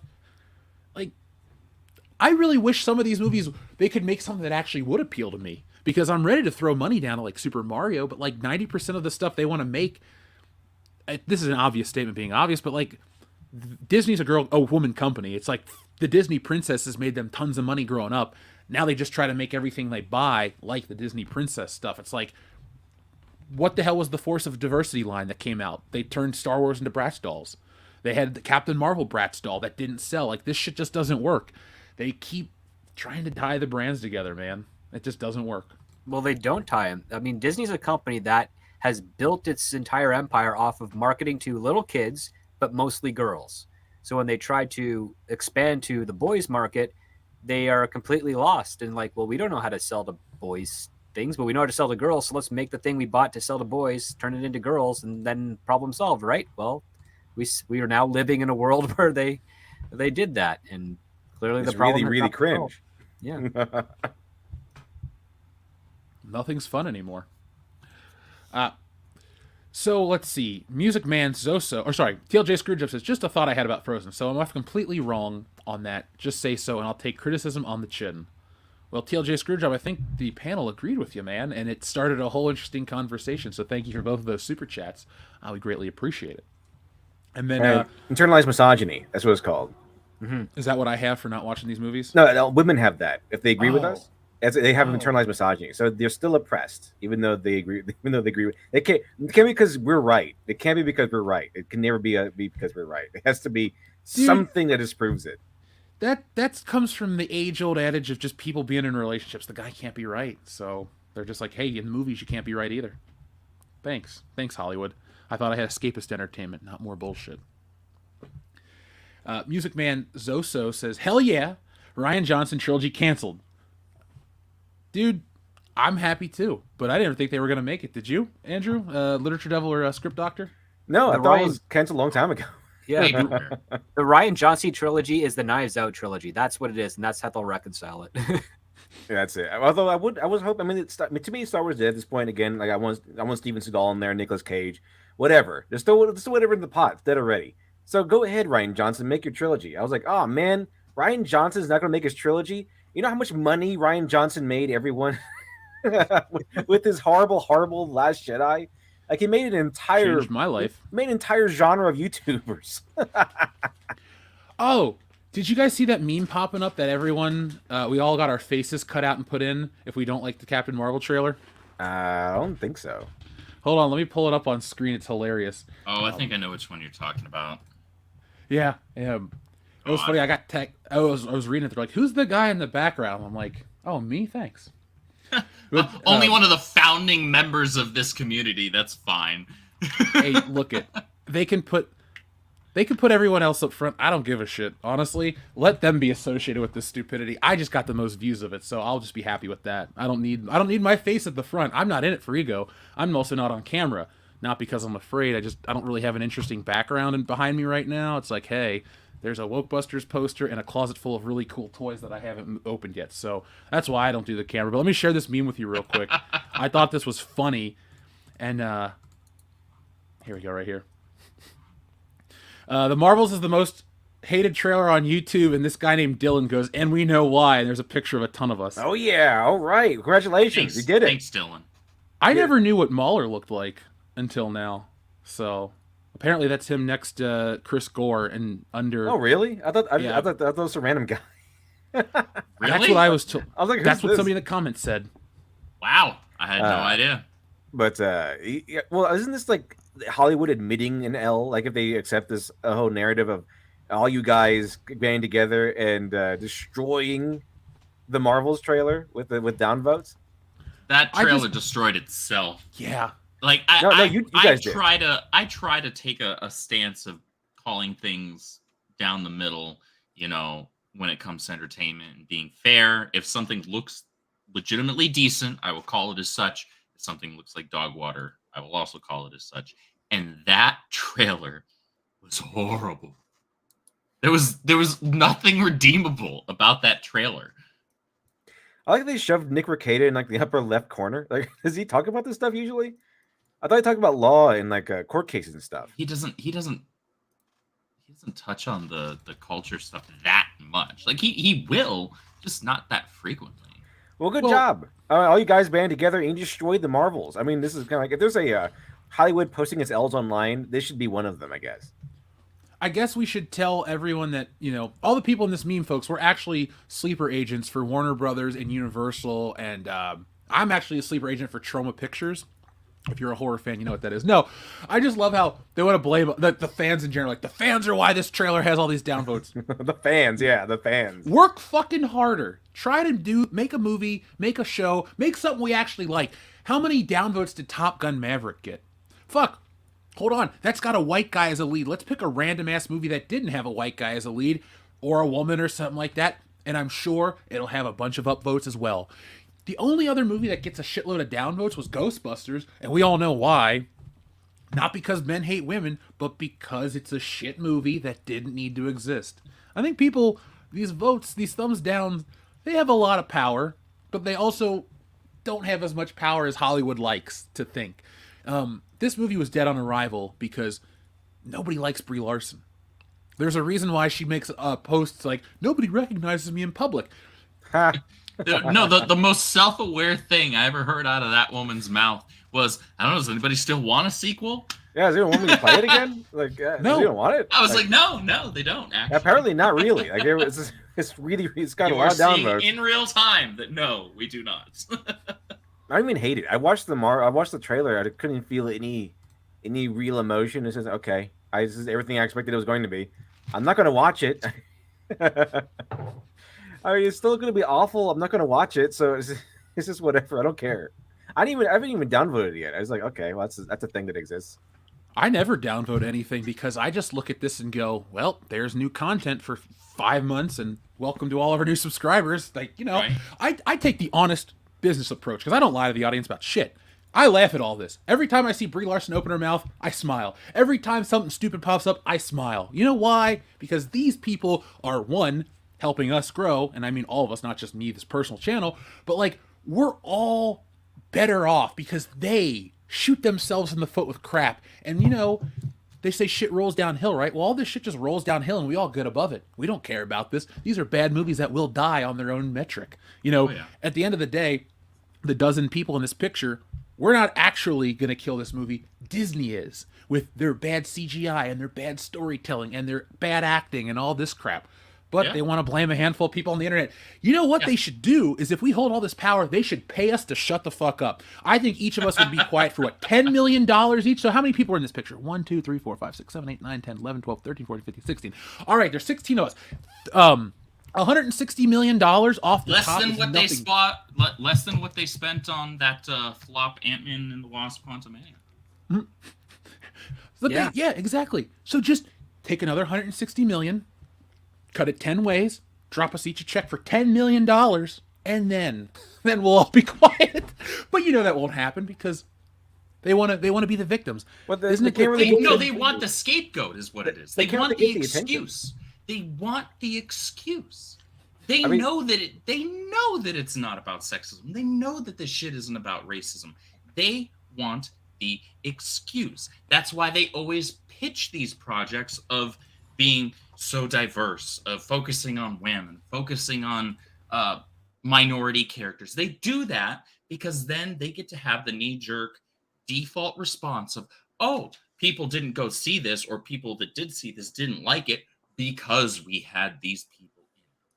That's all it is. It's an excuse and a scapegoat for crap writing and crap characters that nobody likes. Never mind the fact, Jeff, you brought this up earlier, that us comic book fans have been reading and spending a lot of money every week on characters that are female, that are Asian, that are black, that are whatever for decades. I've talked about this a ton of times on the stream. I'm going to show my receipts right now, though. I did a quote tweet on the Rolling Stones bitch ass when they were calling all of us, toxic Marvel incels, that just hate women. Yeah, just hate women. Listen, motherfuckers. I've spent more money on Carol Danvers comic books and read more Carol Danvers comic books than all your stupid ass journalists and all of the stan accounts on Twitter combined. This is just what I have actually with me and not in storage. Right here. These are the hardcover special editions of Miss Marvel with Carol Danvers. This is a lot of money I'm holding in my hands. Y'all don't know about any of this because y'all haven't spent money on this. You're just fine to quote, retweet, Z-snap, and change your profile picture and banner on Twitter for a few months, but you don't actually consume this crap. Fuck you. I'm looking for my Captain Marvel merchandise. Oh, wait. I'm just messing with you, dude. All joking aside, though, comic books were the worst place to try to put this kind of shit because it was already for everybody, and all the characters were diverse, and you had gay characters, and you had characters with this, and identity problems, and all this shit. You really ruined the comic book medium, and the way the movies will be produced, and the way it works, because what this utopia that they want to build, or whatever we'll call it, retardtopia, it worked in comic books already. Like, you went to a comic book shop, it wasn't a bunch of old white dudes bitching, it was every different color people. There were a lot of gay people in comic book shops. There were a lot of straight people in comic book shops. They kind of had everything covered, but they tried to make it, honestly, it's Disney. We want to pat ourselves on the back for achieving great success in society. Yeah, just shut up and let, the work that Stan Lee and a couple other guys did speak for itself. Look at George Perez. When you talk about that great artist, his greatest contributions are some of his female characters. Or when you talk to Chris Claremont, he talks about Kitty Pryde. Female characters in comic books are as old as comic books, and they had their own titles for fucking almost as long as Superman. When did the first Wonder Woman book get published? She's not even the first female superhero, is she? Like, weren't there lower rent ones before Wonder Woman? There are a lot of them. Like, Stan Lee would make 10 characters before breakfast every day. He'll sneeze and 3 characters will pop out. Stan Lee was a character creating machine. That's why he made the X-Men. That's why he made the mutants, so he could make characters faster. That guy was amazing. That guy knew how to work. Dude, they did. And they knew how to tell a story that would sell, 10 million. Well, not 10 million, but whatever the old circulation was back in the day. 1 million copies. That was an average in the 60s. But yeah, you don't have to. You can take into account all the other stuff, but about the changing of the circulation and how people read comics. But the one thing you can't dispute is the people that make it, and this is all entertainment, the people that make it don't care. They just want to put their own ideals into this stuff. And at the end of the day, you got to just be for the fans. You got to actually make stuff that we want to watch. I mean, ScriptDoctor, we've talked about classic Batman and stuff like that. Yeah. The stuff, that stuff that stands the test of time. That's stuff that I'll get introduced to and go, wow, how did I never read this story? This is great. But I try to read a modern comic, I go, what the fuck is this? What did I pick up recently? Oh, the newest Silver Surfer. I read it online. First off, the Silver Surfer doesn't appear until the final page, which is fine if you're telling that kind of a story. But man, it was shitty. It looks terrible. And I can't believe Marvel Comics have gotten even worse than they have over the last couple of years. Dude, Marvel was the first publisher that I dropped when I was starting to ease myself out of mainstream comic books because the quality just wasn't there. It wasn't there anymore. And Marvel was the first to go because nothing that they were putting out was even halfway decent.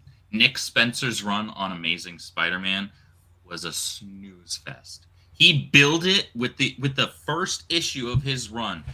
He built it on putting Peter and MJ back together. This was the status quo. This is what we're making this entire run about, or it's going to be a foundational key tenet of the story that I'm telling. And you know what he did with it? Fuck all.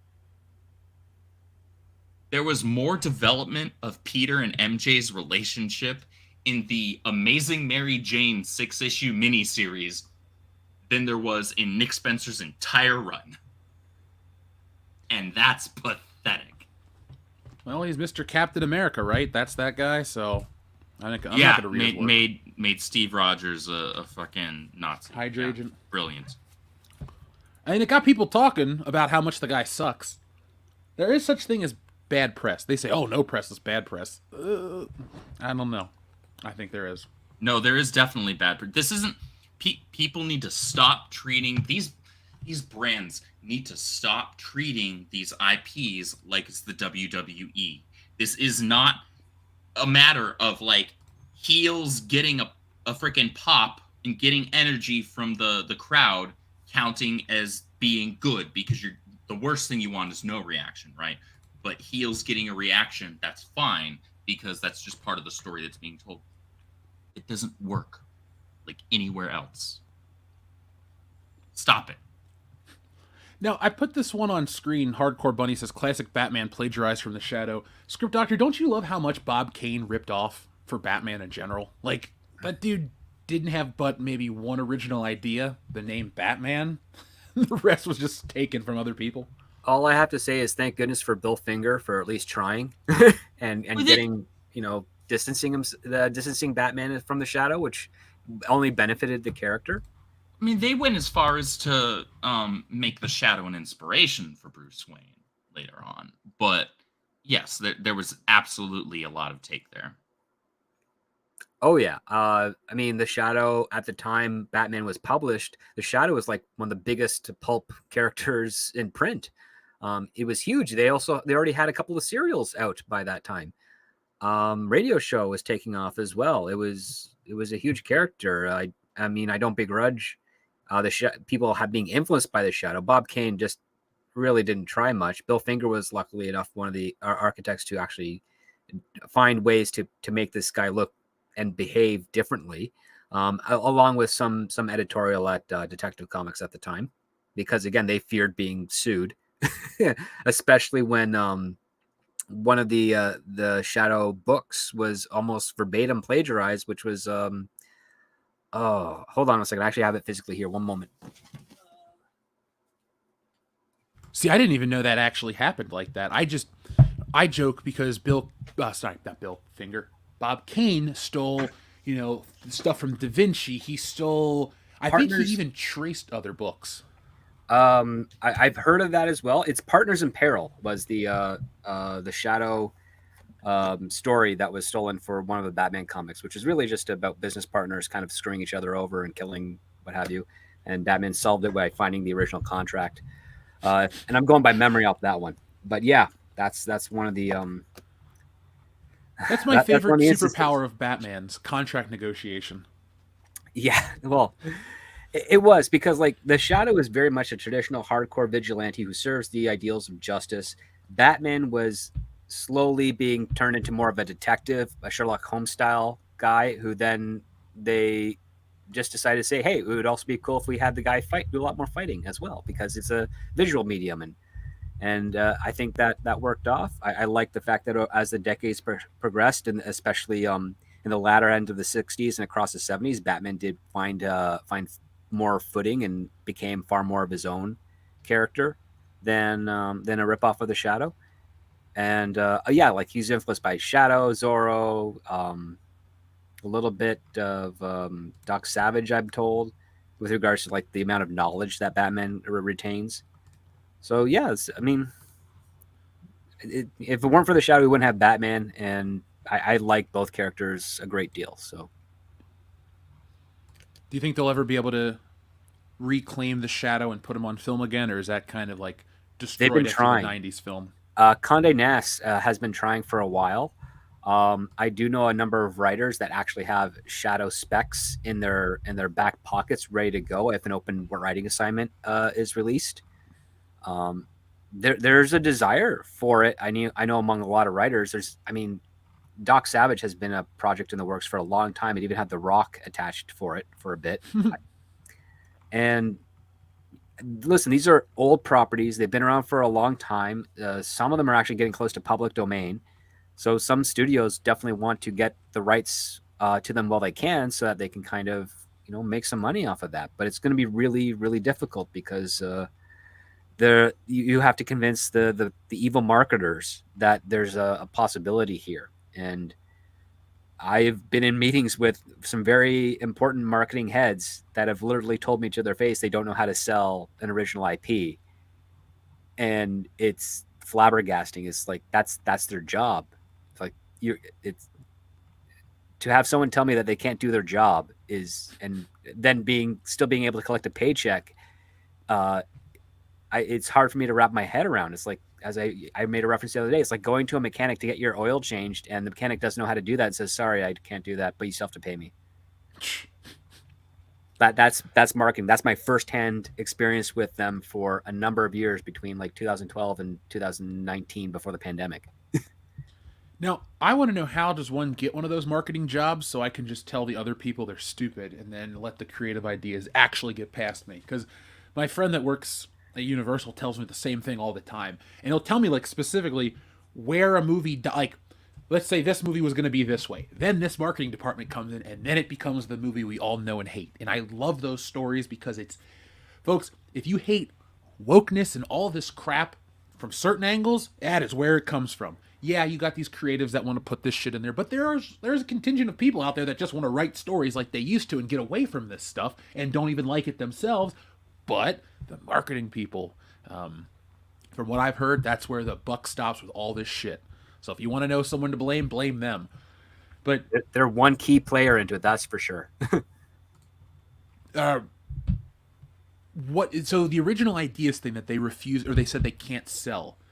Yeah, so it was crazy. I remember a vivid one in 2014. I'm working on this project. My management really loves it. We got a director attached. The studio is even loving it.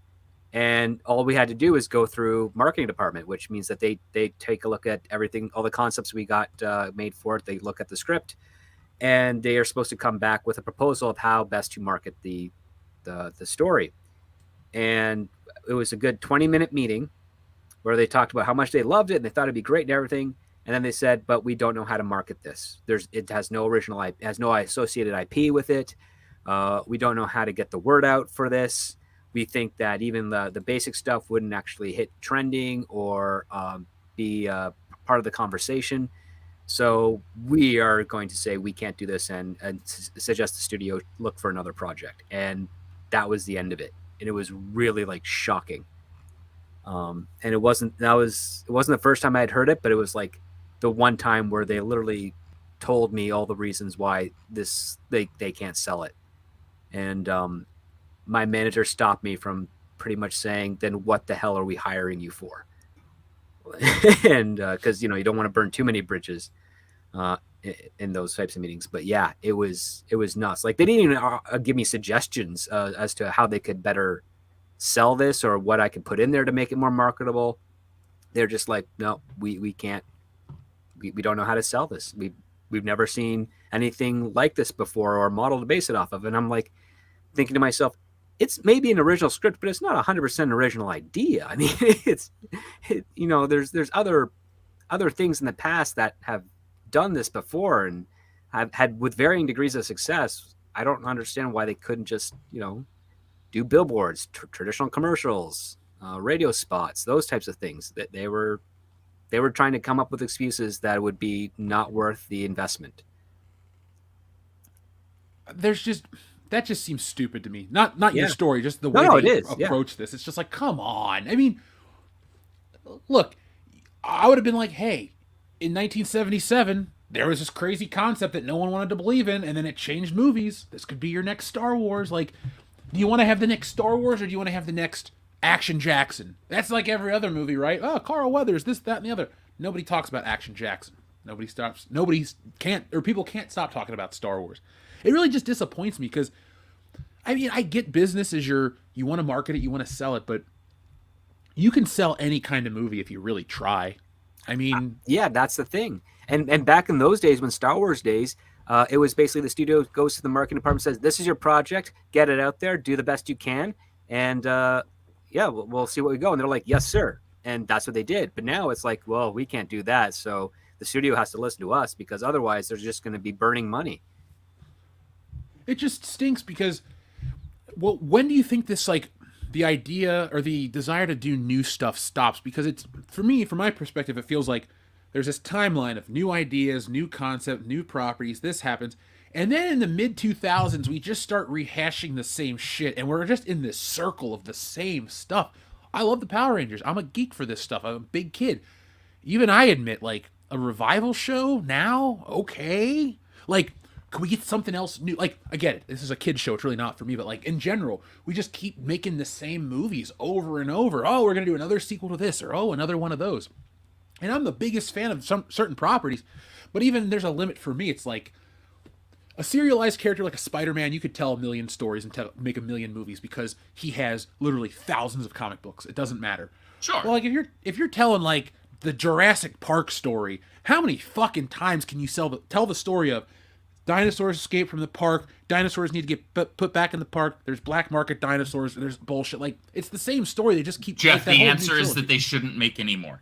Well, they can make one more. There's one more movie Jurassic Park could make, and it bridges with another IP called Cadillacs and Dinosaurs. Oh, I did that. If you're familiar with that cartoon, it's silly, it's dumb, but that's the logical place to take Jurassic Park. I'm fine with leaving Jurassic Park where it ended with Jurassic World Dominion. I actually had a fuckload of fun with that movie. I saw it 3 times in theaters. I'm trying to think of like a good one movie, like a good one-off. Because even Jaws has crappy sequels. Like, all of them? I guess with the exception of 2. Well, Jaws 2 is not that good. The only part that I like is when he bites the electrical wire at the end and fries. Because that's very satisfying for me. People say that... And I say that as a caveat, because people always try and tell me, no, Jaws 2 was a really good one. And I'm like, I was fine with just the one, honestly. Like, that's all I needed. Like, none of them... I would rather watch any other shark movie than watch any of the Jaws sequels. Same. They're much more fun, and they're self-aware. They're not trying to be serious like Jaws 2. The first Jaws is a masterpiece. I'm not here to say anything but. And it's a great fun time. Like, we went and saw it for the last year anniversary. They re-released it in IMAX. I had never seen Jaws look so amazing, and I was blown away by it. Mm-hmm. But the story ends with the shark dying. There's nothing else to tell. Like, right? You're going to tell a drama about Chief Brody and Hooper hanging out or some shit? Like, no, you're not. So you make that crap. I wish, if they're going to do continuations and stuff, just, like, make something that makes sense to do a continuation of. Don't just take the one thing that happened to make money. Oh, let's do more. Because there's just not enough to do with these certain characters like this. I can't handle... Oh, we got to see what this character does on their off day now. Really? That's not No, that's antithetical to drama, because drama is life with the boring parts cut out. Don't show us the boring. That's not to be superficial, like only action. It's like, no. Show us the points that are meaningful to the characters and the significance of what that entails. I mean, the Jaws scene where Chief Brody is in at the dinner table and he looks at his son. He's like, "Give me a hug." And he's like, "What?" And the kid's like, "Why?" Because I need it. I mean, that's a really important moment. And also there's an idea of all these stories, all these movies based, quote unquote, based off real stories. This is why they're based on it. Because the true events wouldn't be as exciting or meaningful because it's a bunch of random events with significant points in their timeline. Mm-hmm. The movie is supposed to be, here is this story reflected in a movie. The movie has structure, character developments, twists and turns. This is why it's not always faithful to the real story. And you got to do your own research. They're not there to exactly tell you facts. They are there to tell you a story and to entertain you with a story based off of something that actually happened. So that's kind of it. You know, you get the drama, you get the character development, and you just rearrange it and distill it into a movie by cutting out all the boring parts. And unfortunately, sometimes that means rearranging stuff, swapping out characters, whatever. So, yeah, real life is interesting, but even when you have someone summarizing true events, they usually cut out significant portions of time. or the boring stuff to get to the meat of the situation. Oh, absolutely. It's just the fact of the matter that a lot of the, like, anytime I see a movie that says based on or inspired by or read a log line of that, I'm like, okay, so this is going to be 99% fictional. Yeah. And the inspired by is really like a newspaper article or a story someone heard, and they're just having fun with those concepts. And the other part too is, and this has actually been proven a little bit in the social circles of Hollywood, is that any movie that takes place over a very long period of time ends up losing the audience more likely than anything that takes place within a confined space like a week or less. And that's one of the things that you have to worry about when you're adapting like life stories or biopics. Something that actually is a great example of based on a true story and recounts a lot of true events, but does it creatively, is Tetris. It's on Apple Plus. Strongly recommend it. Very entertaining. The ending is fictional, and it's blatantly so. But all the other stuff that they do are the bullet points of what actually happened. They just took those bullet points and infused a lot more drama and conflict into it for our entertainment.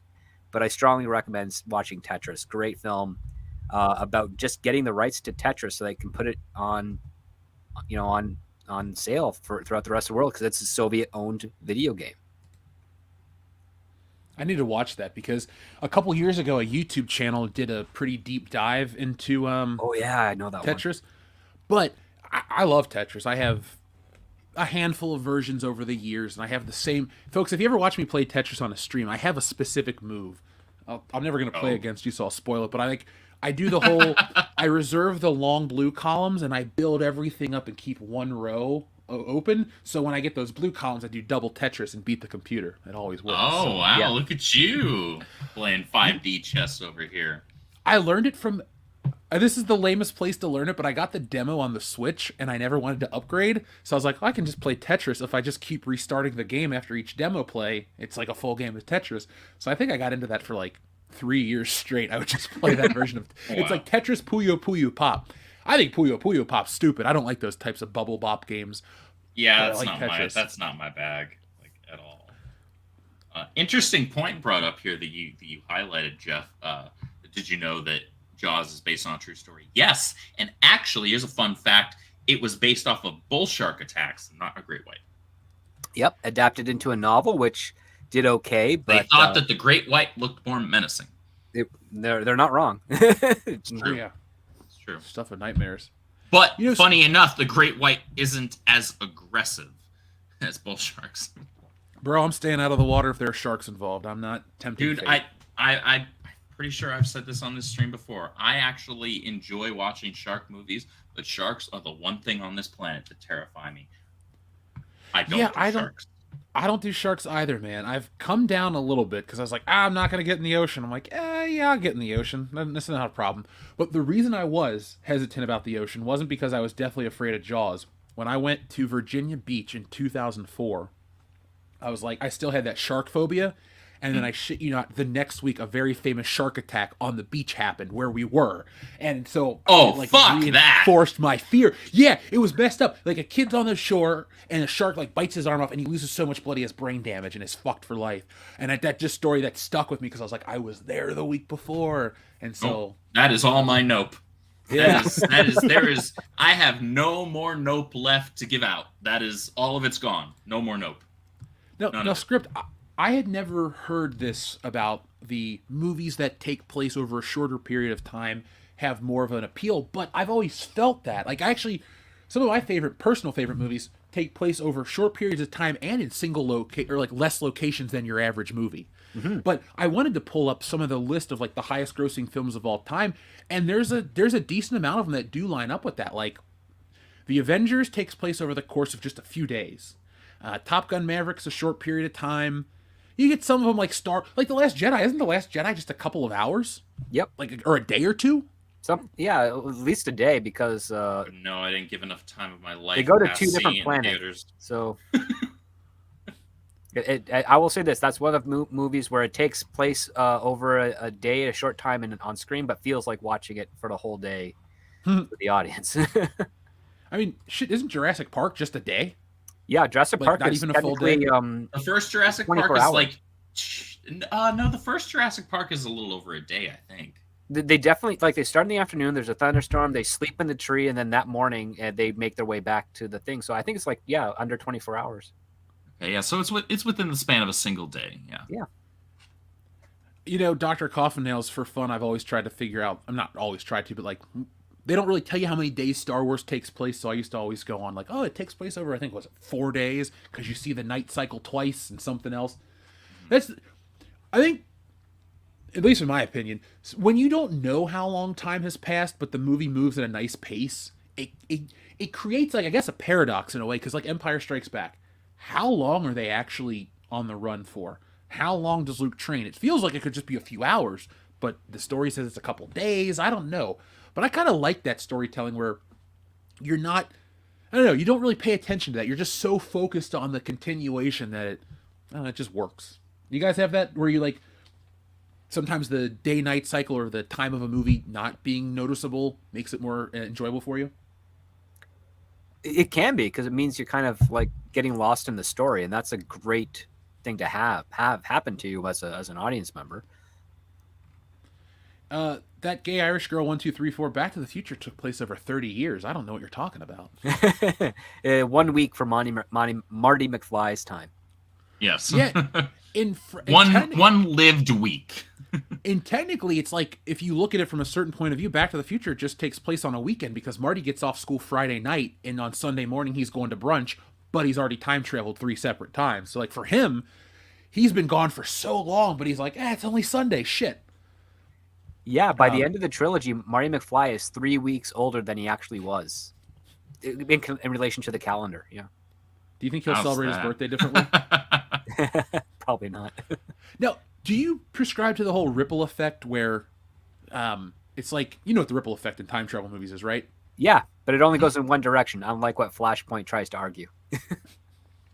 Okay, see, I didn't pay that close of attention to Flashpoint to even realize like how their time travel worked or what their I don't know, I don't know how to describe it. The rules of time travel. Sorry. Mm-hmm. I never really paid attention to that. I just, when it comes to comic books, for some reason, I kind of throw away, like I have a wide berth of what I'll accept in a comic book. It can be very unbelievable. From talking animals to intergalactic floating heads to boxes of cereal that are sentient. Like, if it's in a comic book, I'll buy into it. But if it's in a movie, I don't know, man. I guess I have higher standards because there's real actors involved. But yeah, Dr. Coffindale's time travel gives me a headache. It only works in Back to the Future for me. It works in Star Trek 4, The Voyage Home. Oh yeah, because they slingshot around the sun. Mm-hmm. That's my favorite Star Trek movie. I know the Wrath of Khan's one of my favorites too. Yeah, I got the comic book adaptation.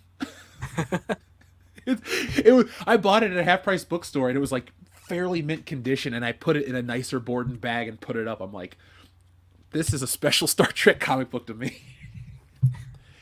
It's because it's just like another 1980s flick. It's not trying to be another science fiction movie. It's just like, hey, they're stuck on Earth. What do they do now? And I love the original cast. That's why I have the opinions I do on Star Trek, folks. If you hear me talk about, like, I don't like Star Trek, I really do. But just the original cast. The Next Generation doesn't do it for me. Captain Janeway, I'll salute her. That's cool. But, like, I don't know. Is she Deep Space Nine or Voyager? I don't even know the difference. Yeah, definitely Voyager. But okay. Avery Brooks, who does Captain Sisko on Voyager, on Deep Space Nine. Now you got me saying it. He's actually a very good captain, and I really like a lot of the stories that he's in on Deep Space Nine. It's a very, very good show for. It's basically challenging the moral ethics of where humanity is out on the frontier edge of space, where you're dealing with religious extremists, conspiratorial species, and pseudo gods that are exploiting those that serve them. It's crazy, but very, very much in keeping with the foundation of what Star Trek is. Well, I always respected the way Star Trek handled it, because it's like they have a black captain, a woman captain. Maybe it was because the era they were released in, but it was just like, this is the new Star Trek, this is the captain, and then people were happy and moved on. I think it's because, and I don't think it's the people that have changed. I think it's like they're looking for compliments. Like, look at Mikey Burnham. What about her? It's just another captain that's a woman. Oh, she's black. So what? Like, I think they're looking for more of attention, especially when it comes to Star Trek, because Star Trek was so ahead of that. And that's where when we talk about culture war stuff, I just didn't care. Yeah, it was part of it, man. It was whatever. In fact, in the and the penultimate episode of season 1 called Conspiracy of the Next Generation, we are introduced into a female black captain that was also the youngest woman to earn the rank in Starfleet at the time. And I mean, she's then on the screen very shortly, but it's already there. They've established in that universe that any person, any gender, with hard work and dedication can become captain of a starship. And this was 1987. Which is fine. Yeah. Nobody cared. Well, that's the thing. No, that's it's a the real patriarchy. message. Exactly. Well, Right, the- yes, no, it's a It's a patriarchy. No woman can become a captain of the starship. It's crazy talk. Yeah. It's always been holding women down. And no woman should become chief medical officer off the flagship of a starship. That's Beverly Crusher. She doesn't exist. No one. It doesn't exist. Also, I mean, if what's her name, Marina Sirtis's character, Diana Troy, if she can qualify to like run the starship at night, I mean, anyone can. Yeah. What was she on the show? Because I've only seen like She was a counselor. She's a counselor, but she also held the rank of lieutenant commander, technically in the medical and command chain. I do like the fact that there's one episode where that Chad captain comes on the ship and says, "Hey, Diana Troy, wear the uniform. You look awful." And then she starts wearing the uniform from that day forward. It's like, and it wear was the uniform. great. Like even Marina Sirtis said, "Oh my god, I finally get a uniform again after the pilot." Yeah, she wanted a uniform because like she was in this like weird like counselor onesie. She was in a onesie. she wanted a uniform.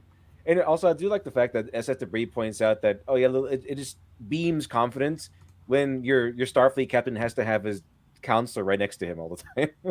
Yes, that's the part. Like the writer sadly had no real idea what to do with this character. I think it would have been interesting if they made Deanna Troy not just the ship's counselor, but also one of the communication officers, because Worf, more often than anything in the show, is like he's opening hailing frequencies, he's hearing messages from them, and then every once in a while he'll arm phasers or photon torpedoes. But mostly he's the communications officer, and it's like, why is Tactical taking phone calls? Because he's Worf and he's awesome. I mean, he is. But it's like you have a Betazoid who's somewhat telepathic. Oh, that would be a great barrier to cross language differences.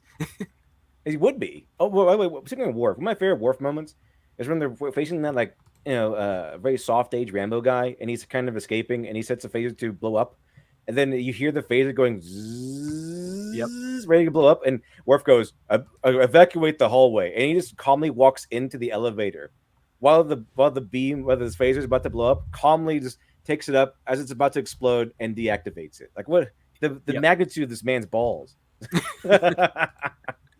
That's why Worf is epic. I mean, that at that point, yeah. The first earlier seasons, Worf's reflex was, we're going to go to red alert and target phasers. And fire. Picard goes, why? Just kill it. Just kill it. Kill it with I fire, think he has Captain. the coolest voice in Star Trek. Oh, Michael Dorn has got a great Worf's? voice. Yeah.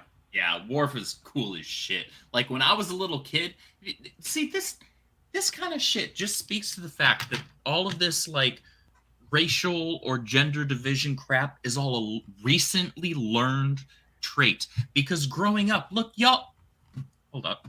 Let's just in case, for those of you who may have forgotten in the last, 15, 20 minutes, I'm whiter than shit, right?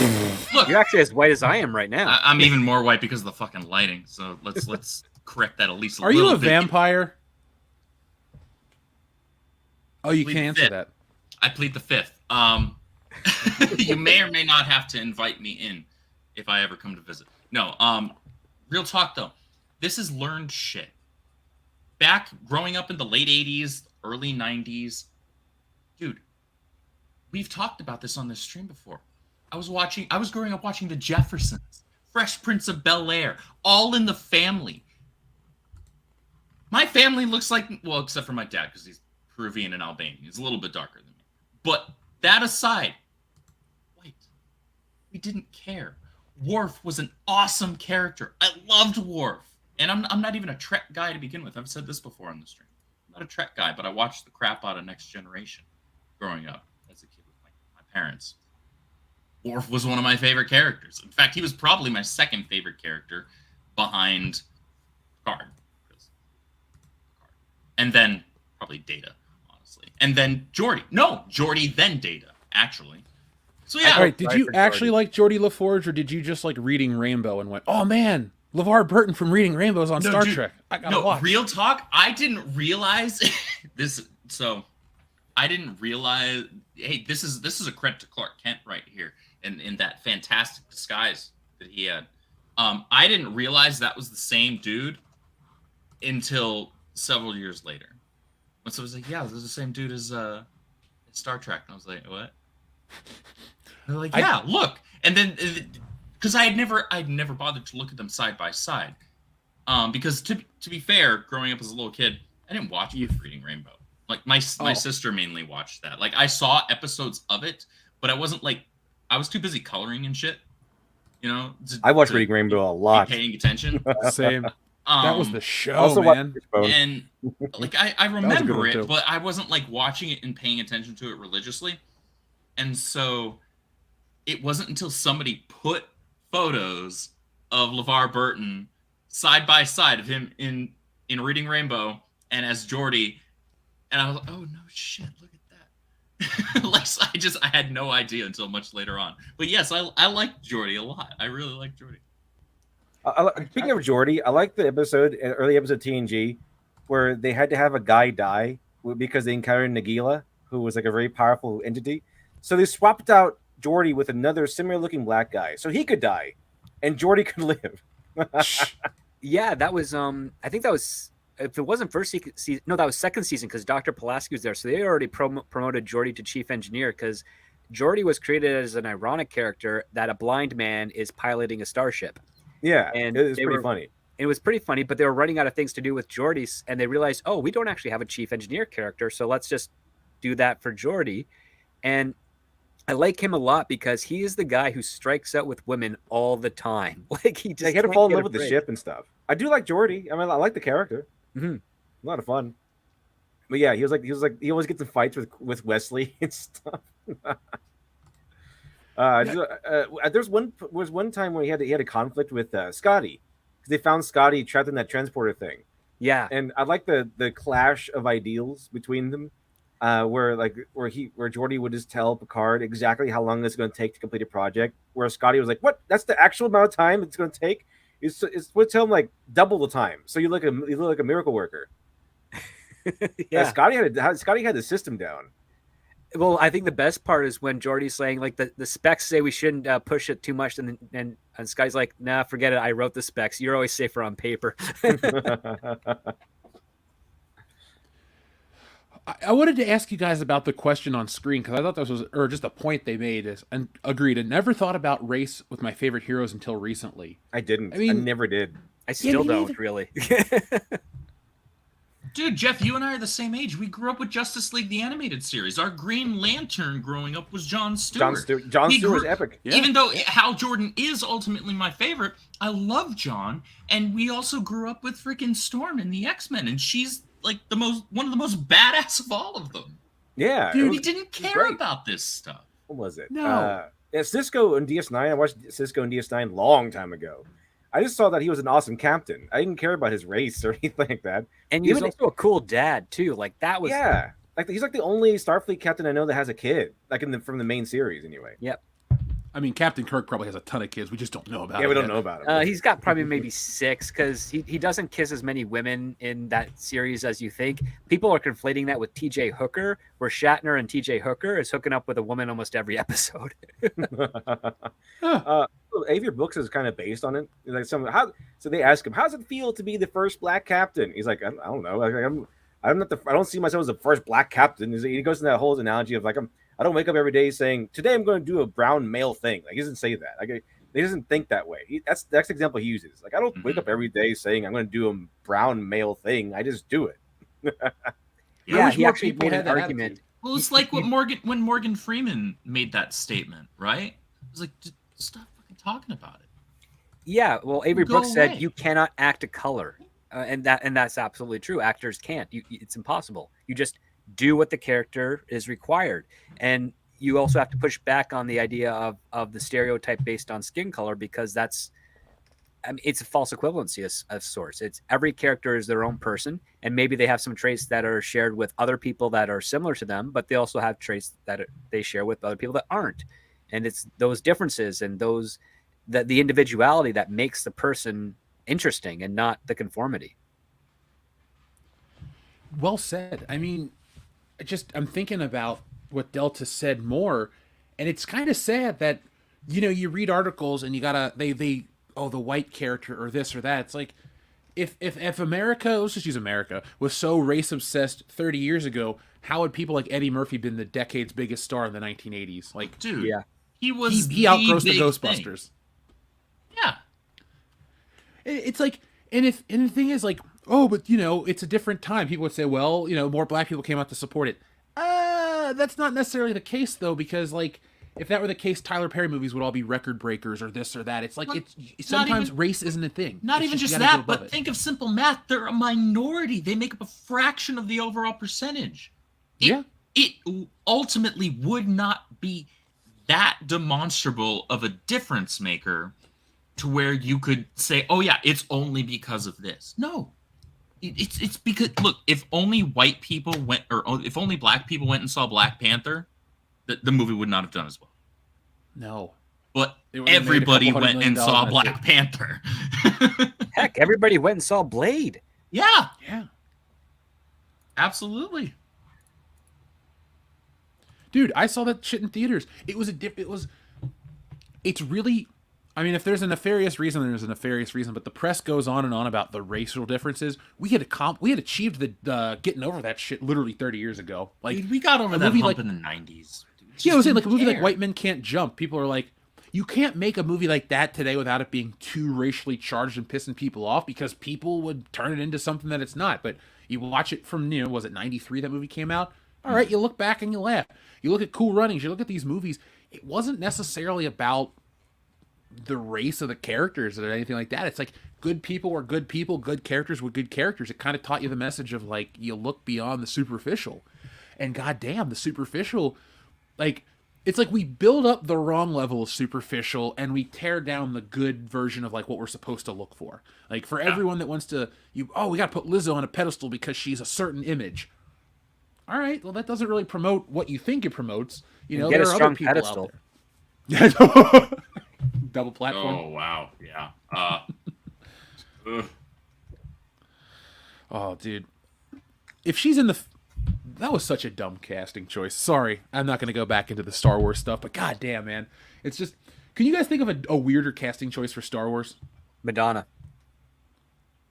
Would she play an alien? Because I'd be on board for She that. would play. She already looks like one right now. I mean, it would save their time, some time on makeup, but yeah, I would probably say Madonna. She already looks like a Star Wars alien, though. The one that looks kind of fish-like, but not the calamari. She kind of looks like what, Kaminoan? Yeah, a little bit like that one.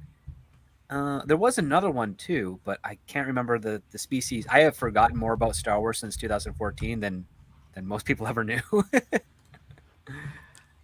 It's something I don't pride myself on as much as I used to, because it was always just kind of like fun to be able to rattle off stuff. Or in college, you'd find people. That was what I liked about Star Wars. It's like my friend Garrett. Like he came from Chicago, I came from Cincinnati, different walks of life. They're not that different, but like we had that common bond to Star Wars. We used to sit in the cafeteria and go on for hours.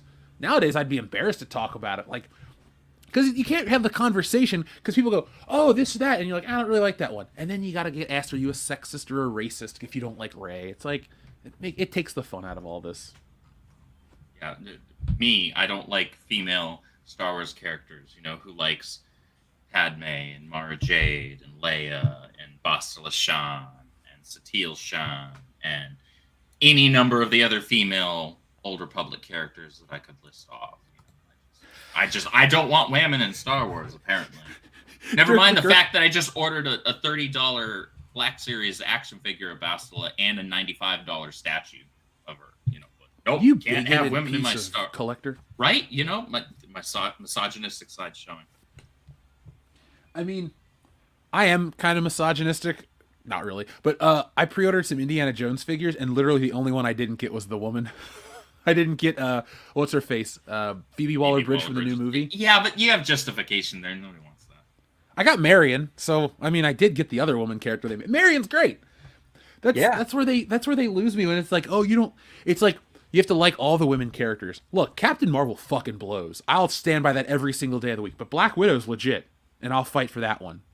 And I don't get it too, because it used to be like to scale. They just want to be like, if you don't like this thing, you're all of these terrible things. But if you like this one, Right. It's like Black Widow's a great character. Captain Marvel was not.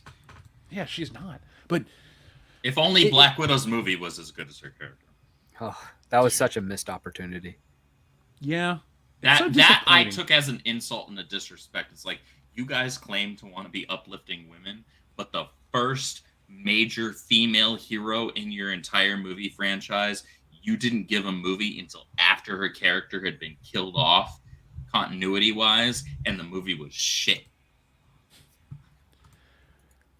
I don't even remember chunks of that movie, because it's like, I like Florence Pugh as an actress. I like David Harbour as an actress. I almost said David Hayter, the guy from Metal Gear Solid. But like, Florence Pugh had kind of a standout performance in that movie, honestly. Yeah, and I like her. Like, I saw the worst take ever in a Facebook group for one of the channels we're kind of associated with. Somebody posted a picture of her on Hot Ones. They're like, "Look at this fat bitch." I'm like, "This is literally the worst take I've ever seen." Yeah, literally. It was just, and the whole community was like, "You're an idiot. You're an idiot. You're an idiot." Like, somebody was trying to rip on Florence Pugh. I'm like, all right, maybe you're blind or something, or you can have different tastes, but don't try to talk shit about that. I mean, people are born with mental retardations every day, so it's possible that you fall under that. But holy shit. Listen, I don't find Florence Pugh attractive, but she's definitely not fat. No. Okay, I wouldn't say I wouldn't, but she's cute. She's maybe not. I like her. She's been with Zach Braff, so she's already like tainted. She's not like an immediate. Now you've ruined her for me. Sorry. She's not an immediate eye catcher for me, but she's cute. And so for somebody to say she's fat, that's like the most retarded thing I've ever heard. Yeah. She's not exactly. She's not Alexandra Daddario, but you know, who is Alexandra Daddario? No, she's quite the looker. I'm a Blake Lively guy. Ryan Reynolds got to her first. He lucked out. I almost had Did he her. though? Because he cheated on Scarlett Johansson to get with her, which that's like the most baller move in history or the most scumbag move in history, depending on if you ask a man or a woman. But I mean, two things can be true at once, I suppose. That's true. You know, but the guy from SNL is winning it. I mean, that's also a winner too. Yeah. Ryan Reynolds, congratulations. I don't use your phone service, but you get the thumbs up from us. Yeah, your wife is a mint. Boom, there you go. Got him. Was she ever in like good movies? Because I know she was in she's in the Green Lantern, right? She's in Green Yes, Lantern. they met in Green Lantern, and honestly, that's the entire reason why I enjoy that film. Aside from the fact that Ryan Reynolds does play a good Hal Jordan, just the script of that movie is dog shit. You can thank Greg Berlanti for that. Even Martin Campbell couldn't make that script good. That's how bad it was. Not even Jeff Johns could make that thing good. He was like on the back end, slightly part of it. And he's the Green Lantern guy. When I think Green Lantern, I think Jeff Johns. I mean, she was in, what was it? Gossip Girl was her main claim to fame. Yeah, and then she was in Accepted, which is a comedy. Ask me about my wiener. Yeah. That's the part of the movie. She was I'm going to go finish this wad. What the hell was the name of that movie? It was like the Amazing Life of something, or what the hell was it? Is it the Dr. Parnassus movie you're thinking of? No, I'm going to have to freaking look it up. She was in a movie with John Travolta where she was basically in a throuple with two other guys, I think. It was supposed to be some sort of dark movie. Age of Adeline. That was actually right. The kid that looks like Harrison Ford?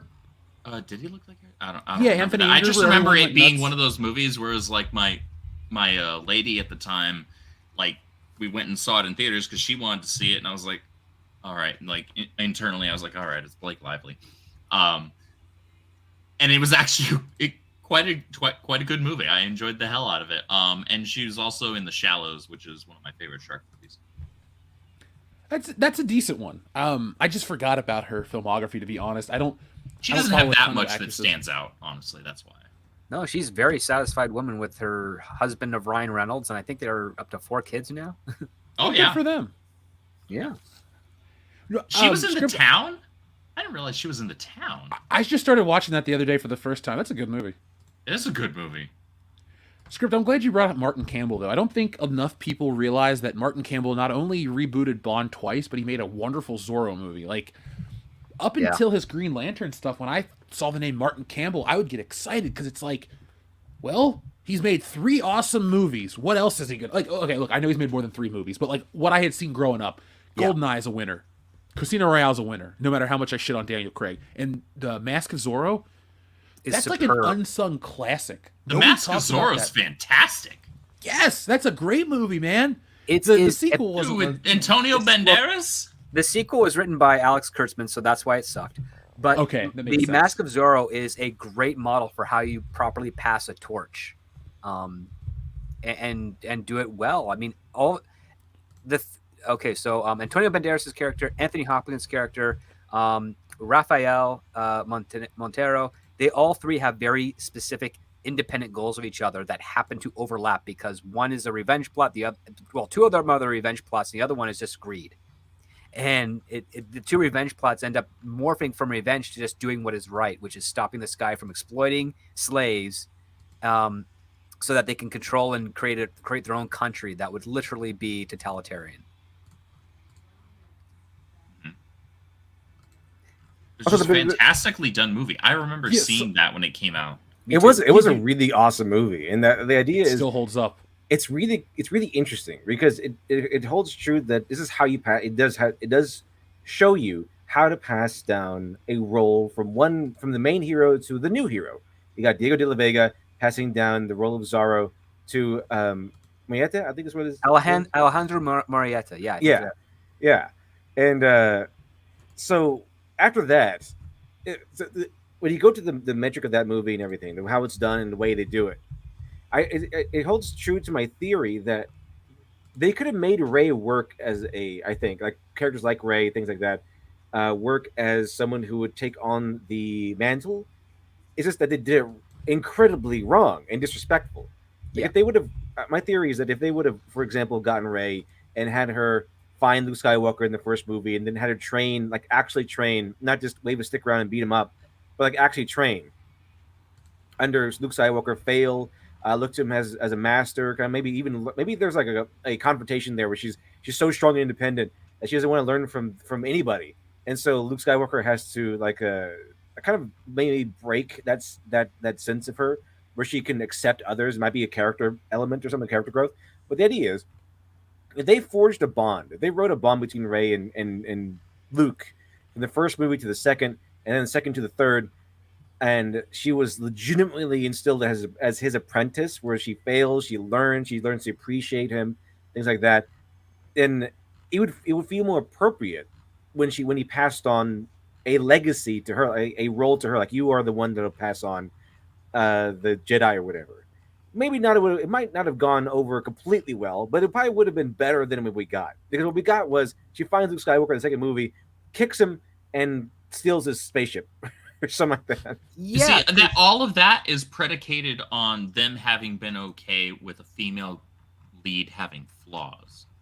They can't do that. Which is a thing that apparently we can't do anymore. All of the female characters that I grew up loving were badass. They were powerful. They had sass to them. I'm thinking Rogue from the 80s and 90s X-Men. I'm thinking Mary Jane Watson. I'm thinking Jean Grey. I'm the comics, not the animated series. She was kind of Scott. Yeah, Scott. She just fell over every episode. But, you know what I mean. And Storm and all these other fantastic female characters that were badass. They were powerful. They had great attitudes to them. They were likable. But they also had flaws. Think about Catherine Zeta-Jones in Zorro. She actually has a sword fight with him, and it's flirtatious, and it also demonstrates that she has some real skill because she also remarks, I've been training since I was 4. And they go back and forth, but we wouldn't get to that moment without what Lit.Devil suggested, which is a breaking down of Antonio Banderas' character. He is drunk. He's ready to kill someone, and he basically said, and Anthony Hopkins says, you can barely fight. Try and fight me. He then loses. And then when Anthony And then when Oh my Antonio Lord Banderas Almighty! finally learns how to be a very competent swordsperson, he says, Anthony Hopkins tells him, on guard, pick your weapon. He grabs the sword. Anthony Hopkins grabs a spoon. And he's like saying, there's more to you. That's basically telling him that there's more that he needs to learn. Mhm. And it's a very humbling moment, but it also makes us love that character more because it's like, yeah, he's still on this journey. That roadmap is right there. And all Star Wars had to do was just put Luke in that Anthony Hopkins situation. And people would have had no problems with Rey going on after that. Well, they didn't, and now we're all sexist pieces of crap. Exactly. Evidently. No, man, like, I'm glad we all love Zorro as much as we do. I just feel like that's a movie that it was a big deal when it came out, and then it kind of got forgotten. Because you get some of these movies that the internet likes to act like they were shitty. I'm trying to think of an example. I'm just using like late 90s action pictures. But then there's some like Zorro that actually hold up, like have never faltered. I don't think this movie's ever been anything but as great as it's always been. And man, Dirk McGurkelstein says Catherine Zeta-Jones is good looking, but her kitty cat will kill. Isn't that how Michael Douglas got throat cancer allegedly? That's the joke. Yeah, that's is the the idea. joke. That was the claim. And Gilbert Godfrey said he would suffer lupus just to get like a sniff of her hair or something of that nature. Damn. He was fucking fun. I can't believe he's gone. Me too. It's been like It a year. doesn't seem right because he was still relatively young. Catherine Zeta-Jones is one of those women that has aged quite well and doesn't look like she's had that much done. Yeah, it's Like been very she's negative. just Really nice, aged too. very gracefully. I would put her as like number 2 MILF status in Hollywood, behind only Elizabeth Hurley. I mean, I can't really argue about Elizabeth Hurley. Or Elizabeth Hurley is somehow hotter now than she, and I'm not normally in, like, the older women thing isn't usually my bag. She's somehow hotter now than she was when she was in Austin Powers. I like how you quote Austin Powers to then talk about how you feel about her. Wait, did I? Yeah, that's not my bag, baby. That's a line, remember? Swedish Is made it- penis and larger pumps than me. This thing Dude, is my I bag, haven't baby. seen that movie since it came out. There's a book. When I was a kid, I was at like a Spencer's or something with one of my cousins and my aunt. And I was like, "Hey, look, it's a Swedish made penis and larger pump." And like the whole store looked at me, and then my cousin just started to crack up and laugh. That's I had no funny. shame as a child. What about Monica Bellucci? Asks Enrique Vasquez in terms of MILF status. I don't Yeah, I'd put her like above. these days. I'll put her above Elizabeth Hurley. I love Elizabeth Hurley. I just think of her as like perpetually like 1998 Elizabeth Hurley. So she hasn't really gotten older Bedazzled? in my mind. That was a good movie. I saw That is a good movie. That is a good movie. Monica Bellucci's got a great body, but her face just isn't my thing. Doesn't do it. Oh, Elizabeth Hurley's face makes all the difference in the world.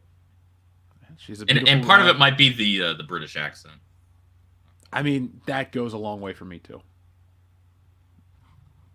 So, yeah, we got a lot of people loving us talking about Zorro and other stuff.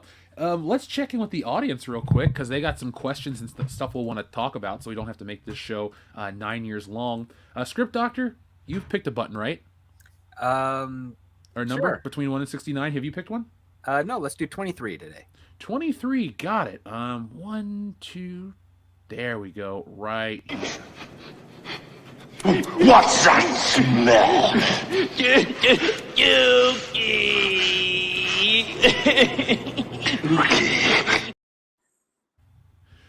Now, Shrubbles08 had a couple requests. So a Joe Rogan Slapnuts and you get what you deserve. So we'll give the audience what they want right now.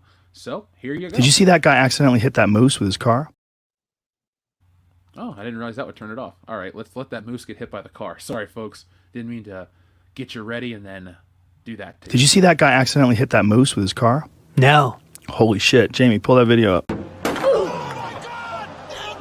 It's Mr. Flatnut to you.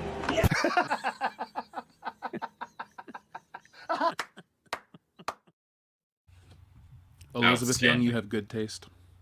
Outstanding. And then up next we had what was the other request? Oh yeah, you get what you deserve. So, folks, hopefully you liked the Joker because, well, you're going to get a sequel this year. And if you can't wait for the sequel, well, we have some good luck for you. Get what you fucking deserve! Oh my gosh!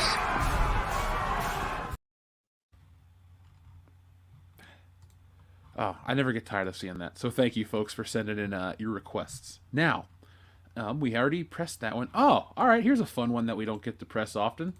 This comes from a listener. I will read their name in just a moment because I remember the button right now. Who's that Pokemon? It's Who's that Pokemon?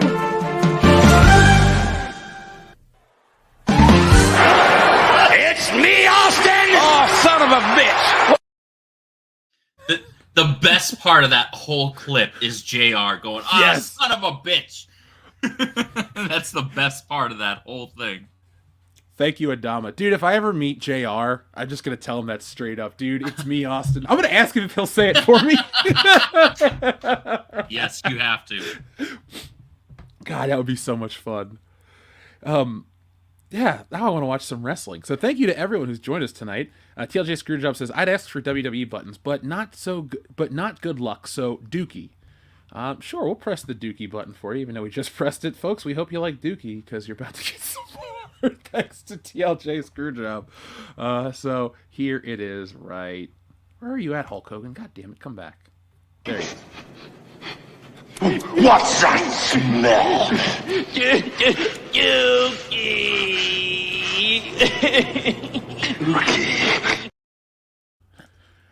TLJ Screwjob also says, Star Wars slug throwers fuck up lightsaber users. Do you guys know what those are? Aren't those bullets? Essentially. That the oh yeah, the Raiders rifles. Yeah. Okay. But wouldn't they be able to What- force stop them like they can laser bolts? I guess now, thanks to the Force Awakens. I just love if you. That's not a strictly Force Awakens thing. But I mean, anybody skilled enough with the Force, specifically Force stasis and push, would be able to do that. But the reflexes would have to be off the chart. Like not just any Jedi Knight can do that. I like how straight up, if you Google Star Wars slug thrower, slug throwers, also referred to as firearms, were a type of projectile weapon that fired solid projectiles. It's like, all right. The first appearance is the first Star Wars movie, aka the Sand People's Rifles. So there we go. I never heard of them as slug throwers. So folks, as much of a Star Wars guy as I am, remember I kind of come at it from the what is it called in the real world or the production of the movie. So it's like, I know they're the Tusken Raiders, but I still call them Sand People because that's what they call them in the movie. Same thing with like, that's why George Lucas doesn't call them lightsabers. He calls them laser swords when he talks about it. So slug throwers. I did not know about that. Thank you, the TLJ Screwjob. Here's another one from TLJ Screwjob. More disgusting, Lizzo the Hut or Pizza the Hut? Lizzo, 'cause Pizza the Hut's delicious. You stole my fucking line. Sorry. I don't like Pizza Hut pizza, but I'll still take it over Lizzo. That's for damn sure. You shut your mouth when there's stuffed crust involved, dude. Pizza Hut is not as bad as everyone says. And Pizza the Hut, I'll take it over Little Caesars. It depends on the staff that's working there, because even though they do have a specific recipe, some know actually how to cook it properly, and many don't. That's fair. Pizza Hut, if anybody wanted to know what nostalgia tastes like for me, it's like Pizza Hut pan pizza. That tastes like being a kid. I guess I'm biased. You see, for me, it would be like when I was a kid and going to San Jose Sharks games with my dad and getting like the little personal round table pizzas they sold there. That's what childhood pizza tastes like. I mean, a personal pan pizza from Pizza Hut might be the same shape, but did you get a Book It Club sticker? I did. No. Honestly, the best part about Pizza Hut was all the crossover shit, like the X-Men toys, or they didn't have toys, they had merchandise, like videotapes and stuff. But Pizza Hut got a bunch of Star Wars stuff before the prequels came out. They did a special edition Blitz, and I got all the posters and all the fun stuff from there. So They had Pogs, Star Wars Pogs with Pizza Hut. I remember that vividly. It was weird. It was the 90s, man. It What do you was. expect? But like, I remember they also introduced for the first time, I think it was the Big New Yorker, and then they did the cross promotion with Star Wars Episode 1 and Taco Bell and KFC, and it was crazy. I was so happy I was such a young man where I could eat all that junk food and not gain weight as a result of it.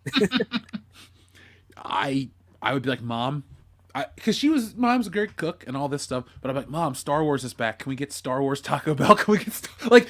I didn't do as much for the prequel stuff, but I take that back. I did do it for the prequel stuff, I guess. But the special edition toys from Taco Bell were the shit. It was like a Ripcord Millennium Falcon. It was a Death Star that was like on an arm, and you press the button, it would spin and explode. And they had this cube that was like a magical eye, and one part was Darth Vader, and when you turned it, it became Yoda. That was like, there was a reason to eat fast food, folks, in the 90s, because the toys were legit. They were like good stuff. Yeah. I mean, and they wouldn't poison you. No. Taco Bell's best promotion ever was with the Godzilla movie. Even though people hate agree. that Godzilla movie, that was still the best promotion that they had. And look, I'll stand by McDonald's toys sometimes being awesome. This Batman figure from the animated series is awesome. It's got articulation, his head turns, his cape comes off. The hell, it's got articulation? Yeah. Yeah. What the shit? Dude, there's a Spider-Man equivalent from the following year. I'm not going to pull it out Is because it's that in this from box the Mask of behind the me. Phantasm cross promotion? I don't think so. I think this is just straight up animated series, because it was okay. There was a Batgirl figure that went with this as well, and then there was a Joker car and like a Riddler car. There was nothing from the movie itself. That. That's starting to ring a bell for me. Yeah. I'm now remembering that. See, I had I had the Sonic the Hedgehog Burger King promotion toys, where it was like Sonic was one that you like pulled back and then like shot forward, kind of like some of the older like toy cars. I had that. Knuckles had he was on wheels, but he was like in a cloud or some dumb shit. I don't know why they did that, but like he spun around if you like rolled him on his hard surface or whatever. I guess the idea was he was supposed to be creating some sort of like punching cyclone. It was dumb. Robotnik was in a wind-up car, and then I can't for the life of me remember what Tails was. Do you have the Indiana Jones from Burger King? I do not. I don't either. I got to add it to my list. Is that him on a cloud? It was him on a cloud. That's why I'll show it again. That's why I pulled it up. This was like, I talk about visual shorthand in comic books. This is like visual shorthand for toys. If they want to make a toy look like it's running fast, they put it on a cloud with wheels underneath, and then it like slides across the floor, and it looks like it's moving That's at great speeds. I mean, if anything's going to get me to eat a fucking Whopper, it's Indiana Jones toys. Except the Mutt Williams one. I mean, I probably wouldn't have to be convinced that hard to, but I'd rather have In-N-Out. I did for lunch.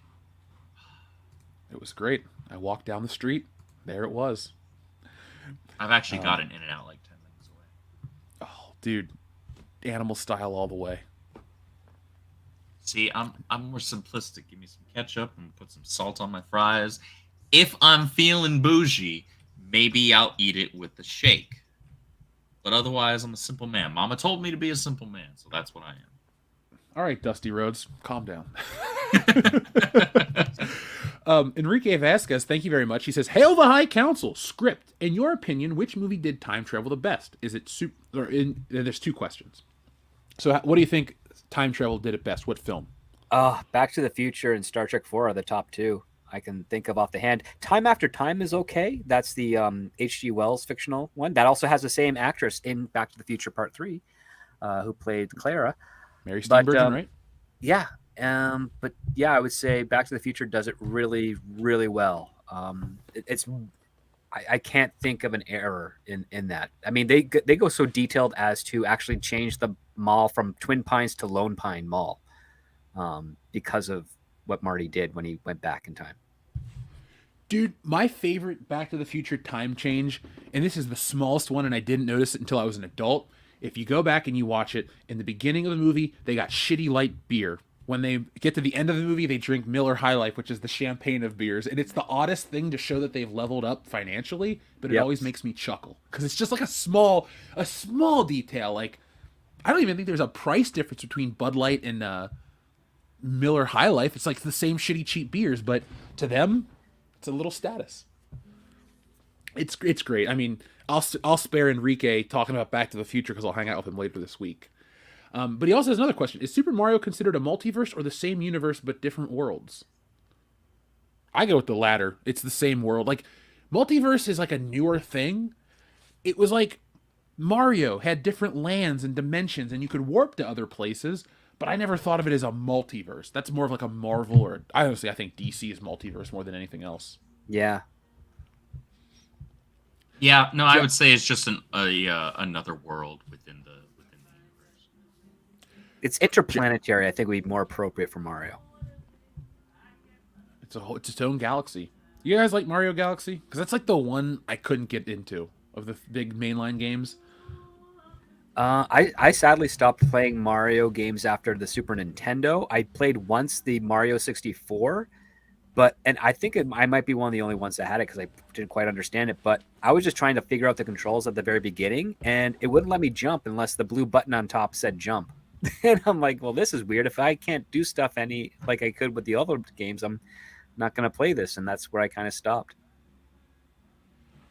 I didn't play that one because I was a little late to the N64 party. I got it it's in 1998, and I got it with GoldenEye. And so I was when I hit 10 years old, I thought I was so mature. So I was like, I only want to play certain types of games and watch certain types of movies and do this shit. And I'm like, I'm 10. So looking back, I'm an asshole. But I didn't play Mario 64. I was more into the PlayStation and more mature action titles, which have not held up as well as Mario 64. Now, our friend Jack White says, I heard they had Anita Sarkeesian involved with the development of The Last of Us 2, so that would explain a lot. Yeah. That would explain a whole hell of a lot, actually. Frank Zanka says, hey guys, I'm the indie creator of Destiny Aurora and Lords of LA. I emailed about the sponsorship last week, and I just wanted to make sure it was received. Enjoy your content, and happy Tuesday. Frank, thank you very much for the message, the super chat. I do have your email.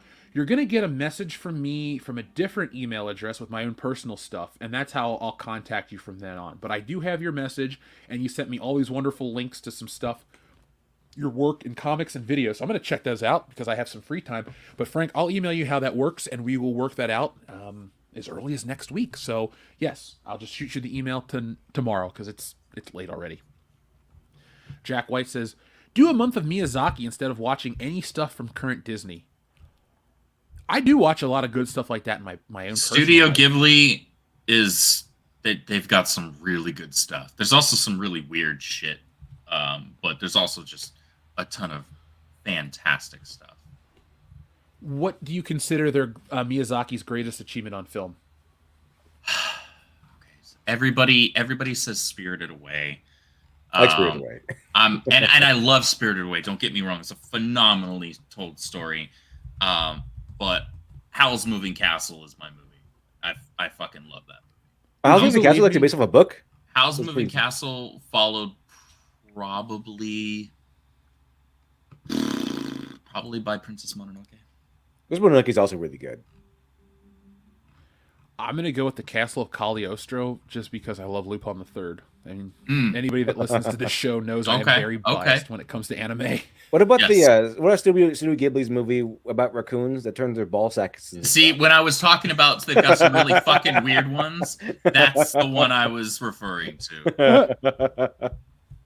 Was it Ponporo? I think it's called Ponpoko or something like that. Ponpoko, that's what it is. Yeah. The other one, Ponyo, is actually kind of a heartwarming. That was the one where she's a fish.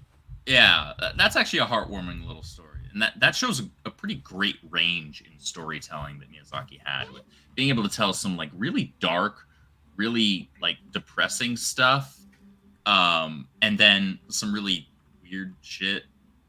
Like what was it? Graveyard of the Fireflies? Yeah. Fuck, dude. Depressing story? Yeah. Speaking of depressing stories. Yeah. Exhibit A.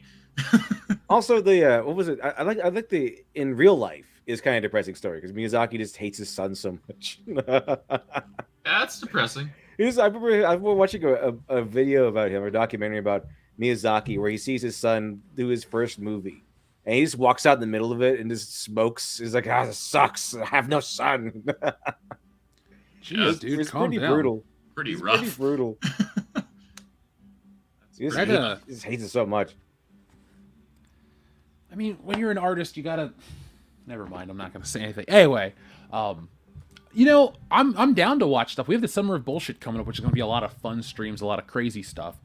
But Jack, I don't know if you've been around when I've been talking about Parasite, my favorite new anime series that I watched all of in like a week. It was great. Jack also says, Jeff, I just sent you an email with a link to premium segments from the Lotus Eater called The Evil Origins of Feminism. Check it out when you get a chance. I do have that email right here. Thank you very much. I'll have to check it out because I'm aware of them. Sargon and all those people and their Lotus Eater podcast. Somebody that I work with behind the scenes recommends them quite a bit. So thank you for the access to that. I'll check it out and I'll let you know what I think. I'm going to be doing more Wokebusters pages all the time, so I'll have something to listen to. Thanks, Jack. TLJ Screwjob says, remarketing. Bischoff knew WCW died when a meeting was called and people that didn't know wrestling said stop doing non-PG things because ads. Yeah, dude. TLJ Screwjob, I like to think of the alternate reality where Eric Bischoff and his group of investors got together and bought the WCW and kept Vince McMahon at bay. Because the minute he bought the WCW, they got complacent and lazy.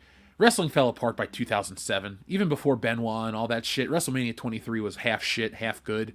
And wrestling was just already in that place. So, I mean, Bischoff's the man. I respect his take. I know he hates Tony Khan, but I get why he hates Tony Khan. I like Tony Khan. He's trying, at least. So, but that's a tangent I don't want to get into. But TLJ Screwjob, thank you. Yeah, the sponsors, they don't get wrestling. Sadly, that's why the WWE has been its PG product for so many years, because they won't have sponsorship deals. But Yeah. I get the business aspect, but you can be PG and still be entertaining. You don't need to have retarded storylines like Hornswoggle's your son. Or... Oh, dude, the fucking anonymous Raw general manager that was the dumbest shit I'd ever heard in my life. That wasn't even meant to be him. It was, they didn't have a storyline finished, so they just threw something out there and then just said, we're going to end it right now. That's how much effort they put into that. We're just going to do Hornswoggle. Fucking really? All right, guys, this is a fun one for all of us. Greatest actor with a deep voice, and these are the choices. James Earl Jones, Keith David, or Michael Dorn? Out of those three. I'll just say Keith Out David. of those, I'm going to say Keith David, yeah. And that's hard because James Earl Jones, man. He's Mufasa. He's Mufasa. He's Vader. The voice of CNN. He was in He was in Conan. Yeah, he's Sandlot. the bad guy. Yeah, He was in Field of Dreams, and he was phenomenal in that. You know what's funny is that his voice sounds very close to Lorne Greene, who is Adama in the classic Battlestar Galactica. He was in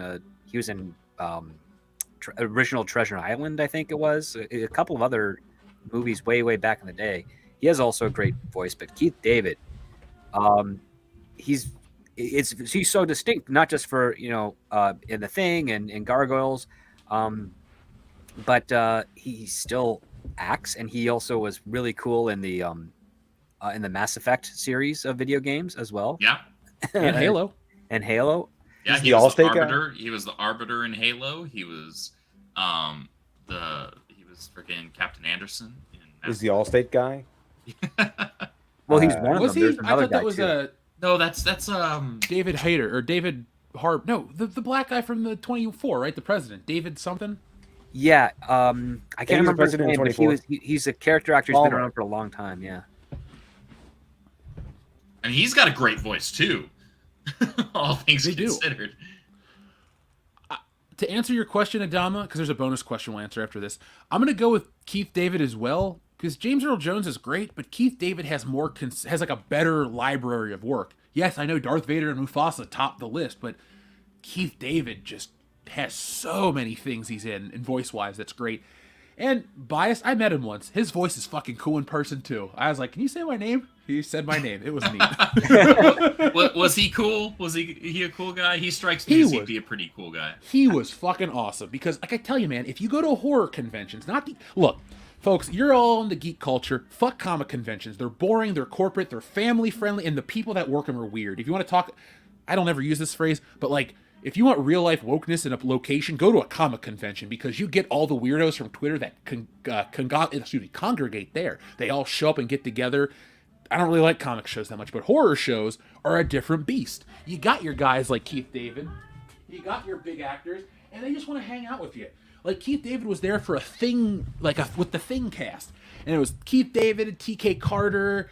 I mean, it was pretty much everybody but Kurt Russell was there, and he couldn't have been fucking nicer. Like, he wanted to talk to everybody. He wanted to shake hands. He was the nicest dude. So I'm biased, he but still I'll pick works him. very regularly. What was weird, so every once in a while I peruse some of the regular primetime television shows, and they've done the TV adaptation for True Lies. I've mentioned it before. It's actually it's serviceable. It doesn't jam politics down anyone's throat by any means. But Keith David was on the most recent episode, and he stole the show.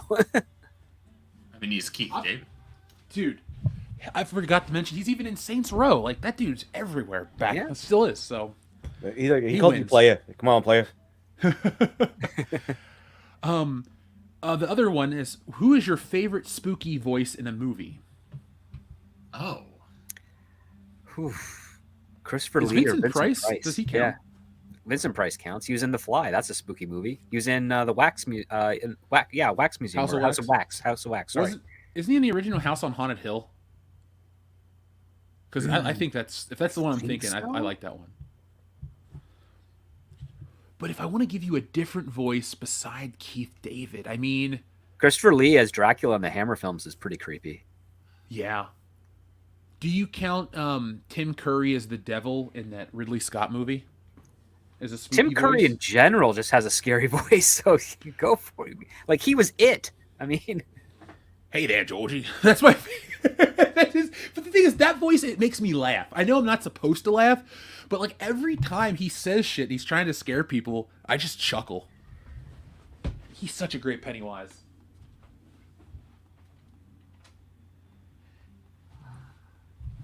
Only seen the most recent one. I've actually never seen the original. oh, you should check out the old It. It's got Annette O'Toole in it, and Oh yeah. John Ritter, he's great. John Ritter. Oh God, yeah. So the new It has the better children cast, but the original It has the better adult cast. So that's for me. I'd rather watch like the 2017 kids grow up to be the 1990 adults, because you had Tim Reed, you had Tim Curry, you had the guy from the Waltons, you had Judge Harry Stone from Night Court, and a couple other people, and it was just it's a good movie, man. It's 3 hours long, but it's a mini series, and it goes by very quickly. Huh. TLJ Screwjob says, Anthony Ingruber. I remember Geeks and Gamer Jeremy saying that if he had been Han Solo in Solo, they would have seen it. Really, just Hollywood nepotism, not in Solo? Well, I don't... Jeremy did see Solo, right? Like, back in the day, Solo lost money in all those videos, right?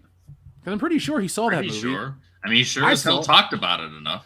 Yeah, I figure I had to be honest and see the fucking movie to talk about it. It was funny as shit to go watch that movie. I had never been to a Star Wars movie with 9 people in a theater. It was amazing. Wow. That is amazing. 9 whole ass people. 9. Hey, Mary's in the chat. She was in the chat. Who was? Mary. Oh, Mary, what up? I got to respond to your message. I'm working on a video. I want to borrow Mary's voice. So, Mary, I'll text you back. But TLJ Screwjob, I don't think Anthony Ingruber could have saved Solo a Star Wars story, because it wasn't about the actor playing Han Solo. It's the fact that it shouldn't exist. It's not a good concept. It's not a movie that's needed. It's trying to tell something about a character that you already knew enough about. An air of mystery is what is needed to make the Star Wars characters live on forever. And if you say, well, it's all in the novels and the EU, good, put it all in the novels, because your average filmgoer is not going to go read it. But if you go watch, or you go keep it in the books and keep the movies the way they are, it was the perfect balance. Everyone was happier. Yeah, in fact, I would have preferred a Lando Calrissian blaxploitation Star Wars film.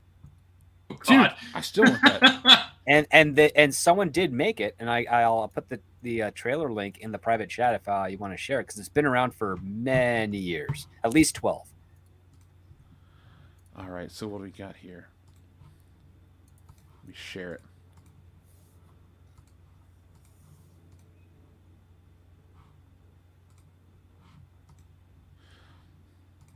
All right, we're counting down, folks. Who's the baddest dude in the galaxy? Who's slicker than Superfly? Go to casino. Cooler than Captain Kirk? I'm Lando Calrissian. I'm the owner of this fine establishment, and who might you be? Cut the charm, Lando. The Black Star Warrior. That's who. Gambler. Smuggler. Scoundrel.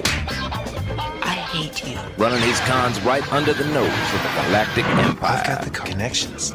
You've got the ship. Doing business with you is nothing but trouble. The Empire would be all over me like stink on a Wookiee. No offense. What the hell? Trust me. I want to get that bastard who killed my father. I need your help. Help yourself. With all due respect, I don't think you realize who you're dealing with. He's just one man, Lieutenant. You give him way too much credit. No, gentlemen. He is dangerous. Calrissian must be destroyed. But when the man tries to shut him down... Next time you hire a pilot to move cargo for you, make sure and hire one that won't dump it at the first sign of an Imperial cruiser. Lando Calrissian, are under arrest. What charge? Think of something. Lando shuts the man up. Think about this. Don't be a fool, Calrissian! Sign me up for this. And he brings trouble right to their front door. Think about this, sucker. Come and get me the hell out of here! I got a really bad feeling about this. Don't worry. Works every time. This is nuts, Lando. We're never gonna get out of here alive. Blast him! Well, that's not gonna work. I thought he said this works every time! Get back to the ship. I got this. Get between this brother and his woman, and space ain't black enough to hide from him. Mr. Calrissian, won't you join us? Oh, mama. You got a lot of beautiful girls here, Vader. How about I take that one off your hands? Not when she is my only link to finding the rebels.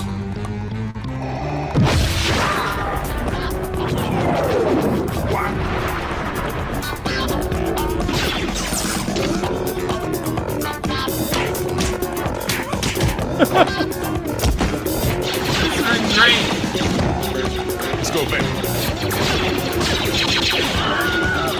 Oh, you think you're so smooth, don't you? Well, I'm here, ain't I? Get out of here! I can't find the right lever. Do I have to do everything?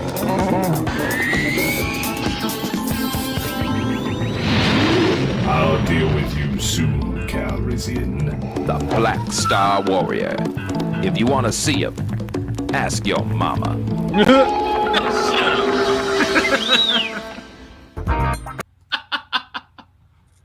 Can you have Dance to the Solo? I want Dance to the Solo. That was way better. Oh, yeah.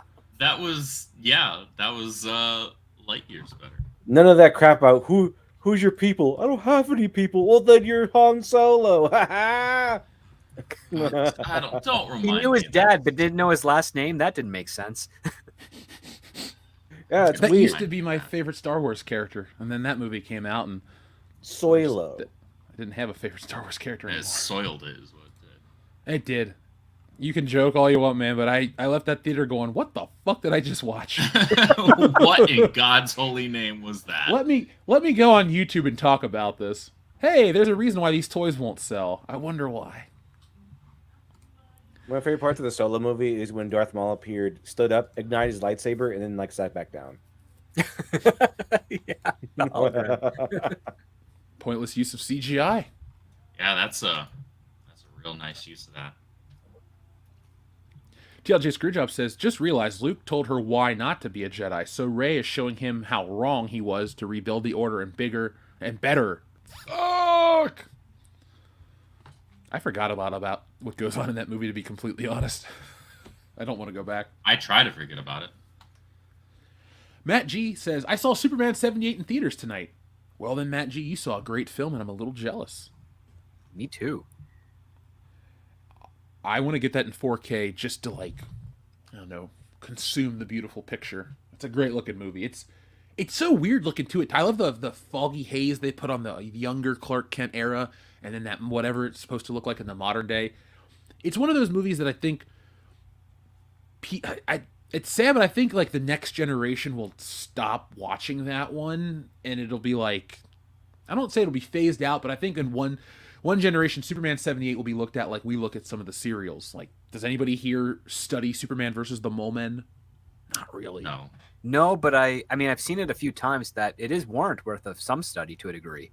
But yeah, like the only way 78 is going to kind of live is if parents show it to their kids really early to get them to really be amazed by it, because the production value of other things right now can make that movie look a little less than, even though what they pulled off in that film still holds up quite well, all things considered.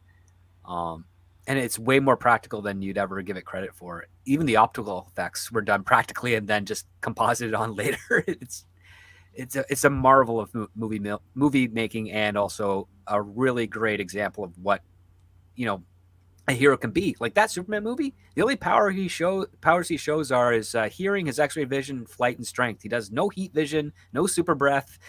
Like, yeah, he doesn't use that until what, part 3 is the super. He uses the freezing breath in part 3 when he freezes that lake, but freezing breath in part 3. But he's the heat vision for the first time in number 2. Number 2, there was a time where Superman 2 was my favorite Superman movie, but I'm gonna stick with the original. There's just something magical about it. But I like the director's, whatever the longer edit is that has the extra scenes of Superman when he lands in Lex Luthor's hideout and he like walks through the flames and the machine guns and all that stuff. Yeah, like that extended cut is the one I prefer.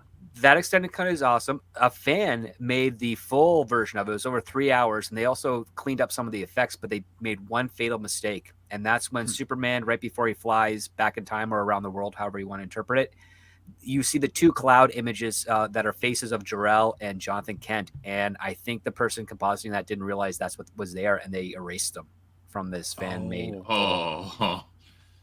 Oops. Yeah, big oops. But I mean, it's like a 3.5 hour cut of the film.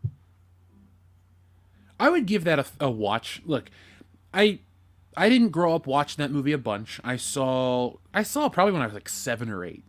Because I grew up as a Batman kid, and then as I got a little older, I'm like, I'm gonna get into Superman too, and I liked it, but it just you're right about certain production things that make it look a certain way. I mean, hell, even 25 years ago, I was saying the same stuff, but a good movie is a good movie, and I personally look past it. I just hope enough people can, because Christopher Reeve is still the best Superman. I like Henry Cavill just fine, but I think Henry Cavill looks the part the best, and I think he had the most potential if the writing was there, but the writing wasn't there, and so Christopher Reeve remains supreme there.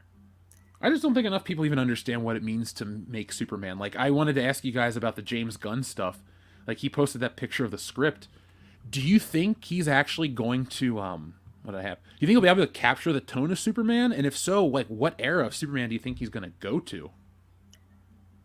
I hope a successful era, because the stuff over the last 23 years has not been very good. Even in the comics, it's been mostly miss than hit. I agree with that. I tried the last Superman comic I bought.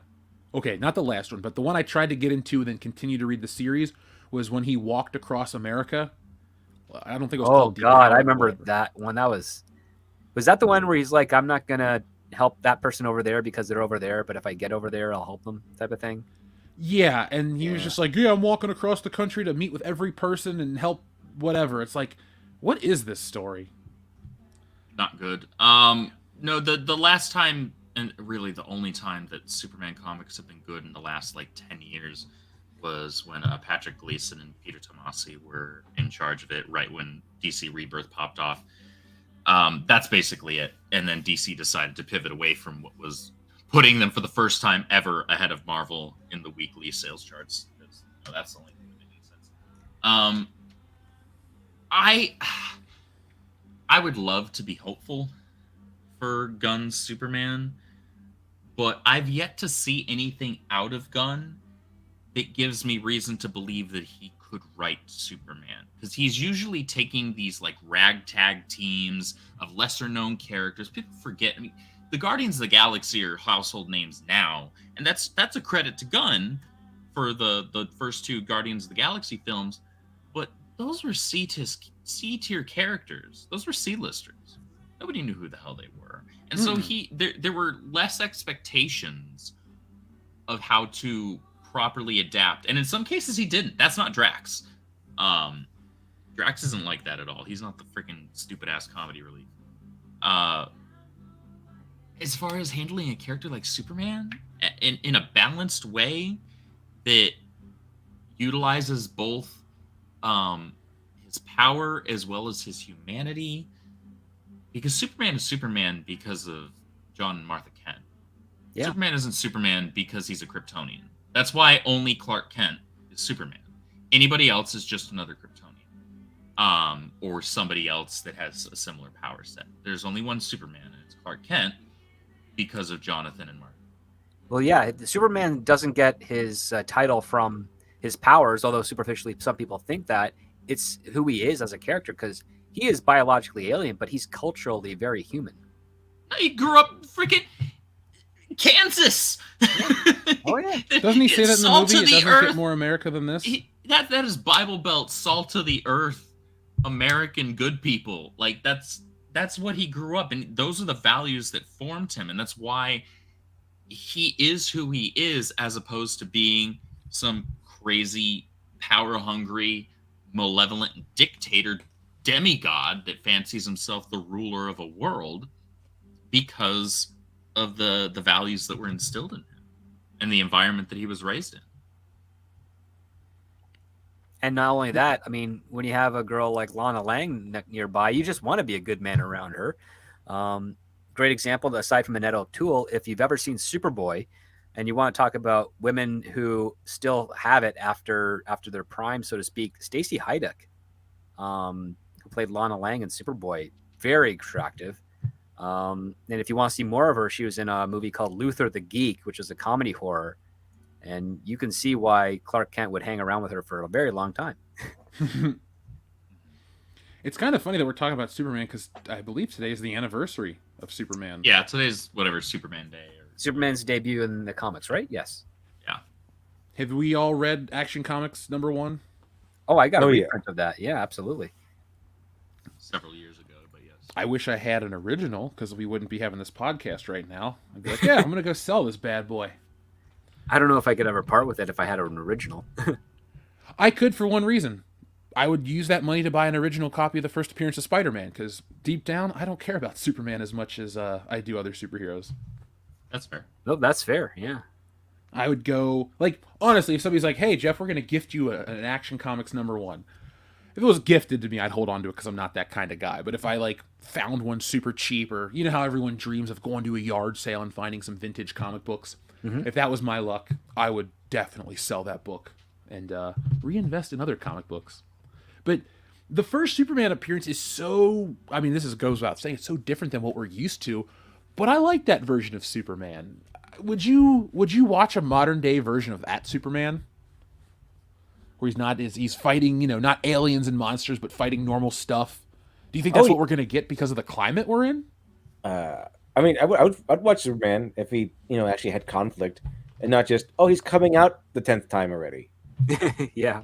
Oh, yeah, he revealed his identity, and we're just going to retcon that in 6 months. Oh, no, his first appearance is actually fighting someone, which actually makes us all terrified of him. So Superman comes out as gay to his family.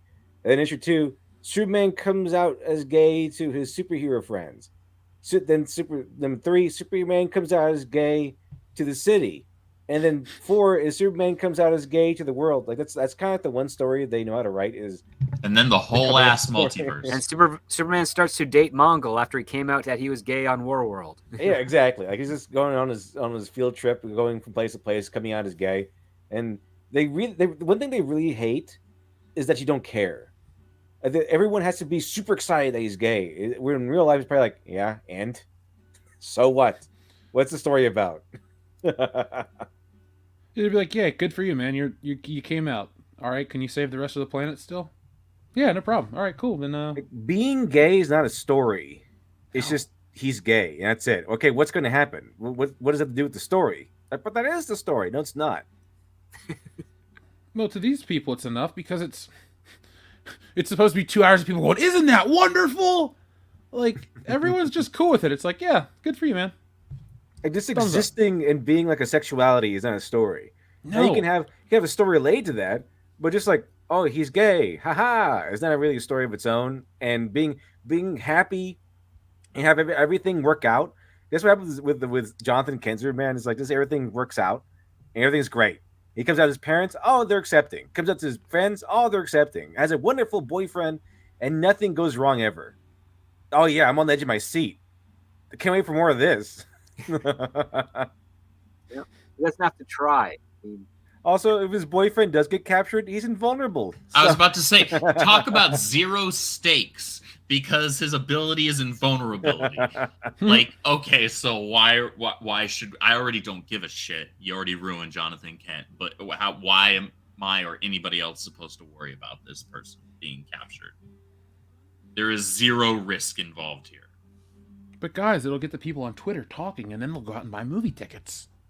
They won't really buy the tickets. They will cat food. They can't afford a movie. They will like and retweet you, and I guess they see that as sales.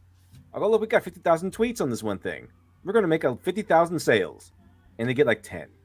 Yeah, that's not 10,000. That's just 10. Yeah, social media engagement does not equal money. But don't tell them that, man, because that'll change the whole world, and it'll go back to the way things used to be, where if it's successful, they'll make more, and if not, they'll never touch it again. They'll cancel it. What was it? They want to really equate the likes and retweets to sales, but I mean, liking and retweeting something is free and easy. It just takes a second. But actually going out there, spending $25 with your popcorn and your Coke or whatever to go see a movie, driving out there, taking the hours out of your day, it's way more involved, and it costs you a lot more money than liking and retweeting. They don't seem to understand that. But the likes and the retweets, man. That's where it's at. That's the future. God, I keep talking about it, but Hogwarts Legacy needs to be looked at and pointed at as a perfect example and an incentivization for these studios to stop listening to people on Twitter and stop giving a crap about the access media websites, because those don't actually affect your sales. Now, folks, if you want to hear us talk about Harry Potter, I dropped a video on our Patreon the other day about that. That's some exclusive content that you can only get over there, and I'll make that available to the membership program this week. Cheap Harry Potter plug. Now, I do have one more question about Superman, and then we'll kind of wrap this show up because it's getting late. But is Superman passé? Is it just too late for the character? I think that the present crop of writers that Hollywood is willing to, Hollywood and the comic book industry are willing to actually give the project to, give the character to, and hand the reins over to. I think that they're completely incapable of handling a character like Clark Kent, like Superman. I think that it's an ideological thing. All the good writers aren't getting the jobs. The people that just want it. The people that can just tell a good story with the character, you know. Nobody's, you know, I haven't applied and they wouldn't give it to me anyway. Nobody's handing me a Flash, you know, freaking ongoing anytime soon. Maybe one day. If there was one character that I would want to write in mainstream comics, it would be Flash. You know, mine's just the one that I'm confident that I could. My whole directive, if I was given my favorite character, would be to fix what Dan Slott broke with Spider-Man. It'd be a long job, but give me the You'd have time. to rewind before even Slott. You have to rewind one more day. Oh yeah. You know what I'd do is I'd have Mephisto appear to Spider-Man and say, "Hey, Aunt May's gonna die. If you go back in time, we can give you more time with her." And he goes, "All right, I need more time with Aunt May." And then it just resets to the issue where Aunt May gets shot during Civil War. Oh, God. And then it's a timeline from when she's dead on. Like, you know, it makes it. I think it adds better drama. Aunt May doesn't add much to the fucking story. It's not anymore. The 60s anymore. Not anymore. Yeah, as soon as Pete moves out and gets married, you don't need Aunt May there anymore. She can just be the pseudo grandma to the kids if they have them, you know, and just leave her aside to peacefully do her thing. She was great when they married her off to J. Jonah Jameson's dad. She was great when she was working at Feast. It was but like, funny It was funny when they did that. It was like, are you freaking serious right now? I think one of the last great moments in Spider-Man comic books was at her wedding when Spider-Man, or I keep calling him Spider-Man, because whatever, she's at the altar and Peter's there, and she calls him son and he calls her mom, and it was just like a nice moment. Other than that, it's all been shit from there. But I thought that was a solid one. But you get like, I don't know. What is your character, ScriptDoctor and Lit.Devil? What are your two mainstream characters you're taking over that you know you can do perfectly? Do perfectly? I don't know about that. Try my best. Who do you feel confident that you could tell a really legitimately solid story that honors the character to fans of the character? Batman, probably. Okay, there you go. Like, Superman's a close second, but yeah, Batman for sure. I'd be confident with that. Who you got? Did you give an answer? Oh, well, we'll catch up with him in a minute. Last question about James Gunn's Superman. Do you think it's actually going to be a hit? Because I don't want to sound negative, but I don't think what he's going to do with DC is actually going to save them. It's hard to say at this point. One thing that James Gunn is very good at is hitting the emotional heartstrings of the audience. And even though he hasn't written a character like Superman before, he does understand the values of superhero. You can watch the movie Super with Rainn Wilson. It's very dark, but it definitely has its charm to it. And the only thing that's given me pause is the fact that he's liking a lot of some current Superman stories that are out there. And I think he's doing that primarily because he's in a position where he could not criticize anything Warner Brothers or DC Comics at this moment. It would be taboo for him to do so. Makes sense, especially when he would immediately be more likely to get the support of actual comic book fans. Yeah, but at the same time, there are people at Warner Brothers, Discovery, and DC that would basically say, like, if you say a bad thing about this comic book, it's going to negatively impact our sales. And he can't really, he shouldn't really be. I don't think it's fair to put him in that position, or at least hold blame to him if he was to say, "Oh yeah, that comic book about Superman and Jonathan Kent and nothing really happened. It wasn't my favorite." It's like that would just start an unnecessary issue, as it were, pun included, between James Gunn and the people at the DC side of things. We'll wait and see. I'm not as optimistic as other people out there, but hey, if I'm wrong, I'm wrong. Superman can ride again. I guess I'm a little angry because I was so excited to go see Superman Returns all those years ago, and it sucked. And then I was like, all right, here we go with Man of Steel, and it was Man of Steel. So come on, I need a good Superman movie in my lifetime.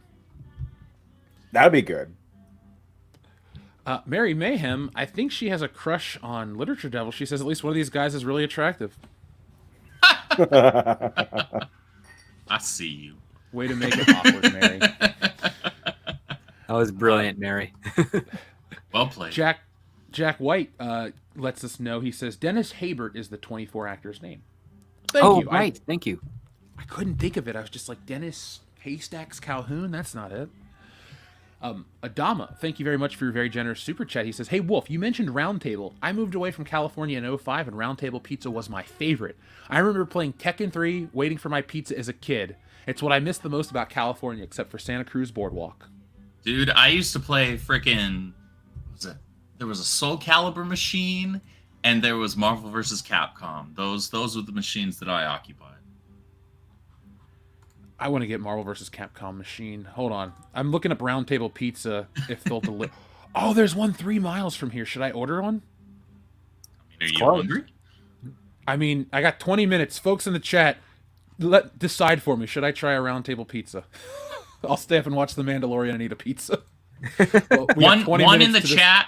One in the chat if Jeff orders Round Table, 2 if no. Yes. And if I do, how much pineapple should I get on my pizza? None. What are you talking about? Pineapple's awesome. Thank you. What the fuck am I surrounded by? Listen, my quality girlfriend taste. appreciates me eating pineapple, and I also would like it as well. I mean, it doesn't belong on everything, but it goes well with pizza when you have the right toppings to complement it. It's true. And to reassess my position here. how the hell am I not in their delivery area when they're only 3 miles away? Oh, that's like walking bullshit. distance. Yeah, if I could like make it there in 3 miles, I would order it now. Can you Let's like see if- Uber Eats it or Grubhub or whatever? I mean, I can try. Let's see if it works this way. Nope. I don't know if there's going to be round table pizza in my future, and now I'm heartbroken. I did this to myself. But That's depressing. Everyone's saying one in the chat too. I know, man. This is going to be a fun night. I guess I'll just have to eat one of those Red Barons in my freezer and call it a night. Maybe you can try and pull like a Teenage Mutant Ninja Turtles. You know, do something that's right on the edge and just stand there and wait for the guy.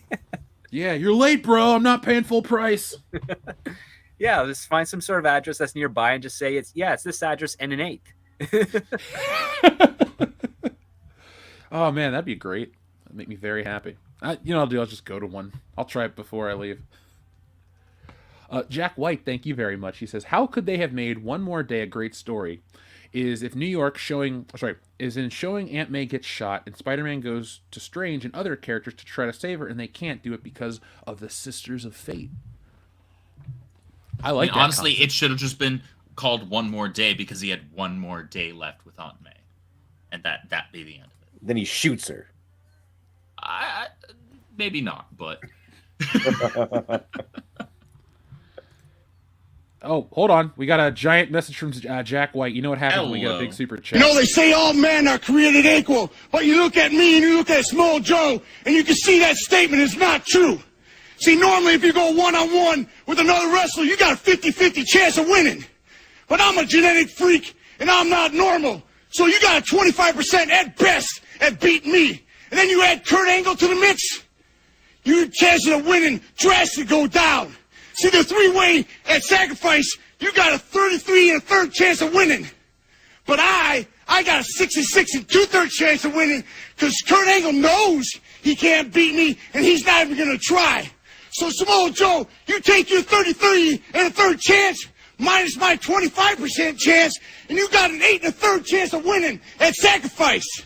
But then you take my 75% chance of winning.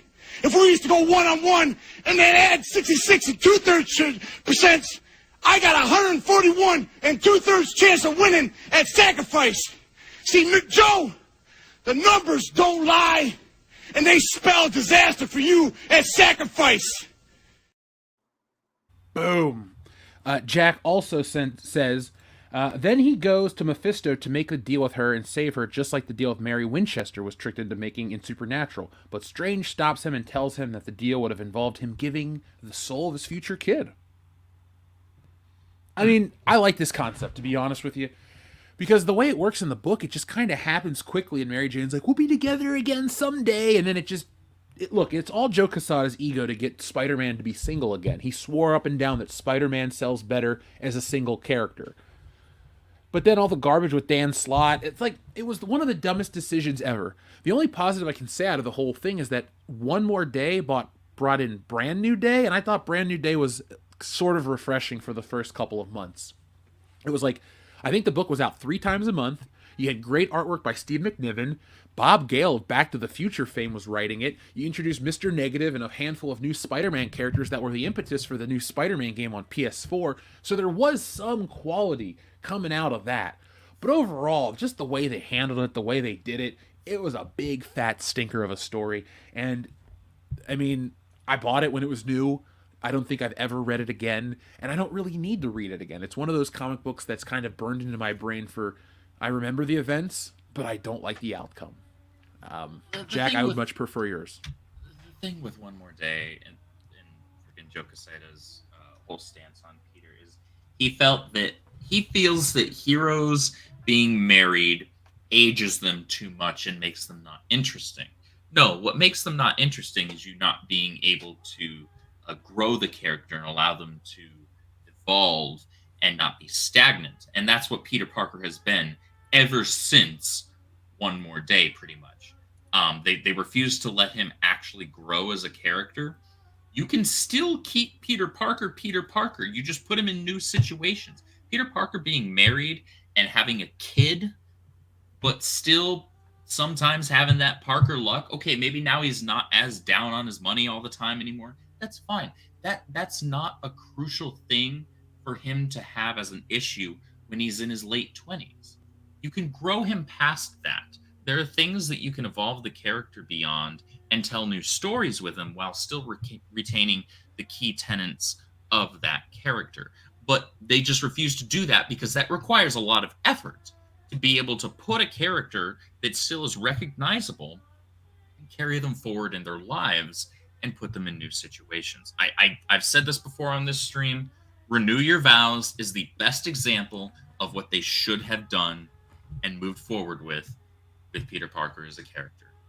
Him and MJ get married. They have a daughter. That puts a whole new wrench in things. It's a whole new dynamic. That daughter has powers. That's something now he has to juggle. He has to be a mentor. He's got to be a father. He's got to be a husband.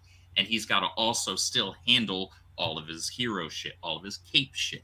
And that's okay. So maybe he's not struggling with money as much anymore, but that's fine and dandy. But now he's got to deal with all of this crap. So it's not like everything's just hunky-dory for him.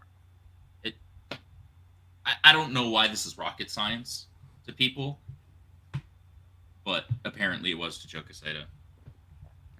Now, Jack actually has a few more follow-ups to his story. He says, and how the story ends with Spider-Man standing over May's bed while she passes away.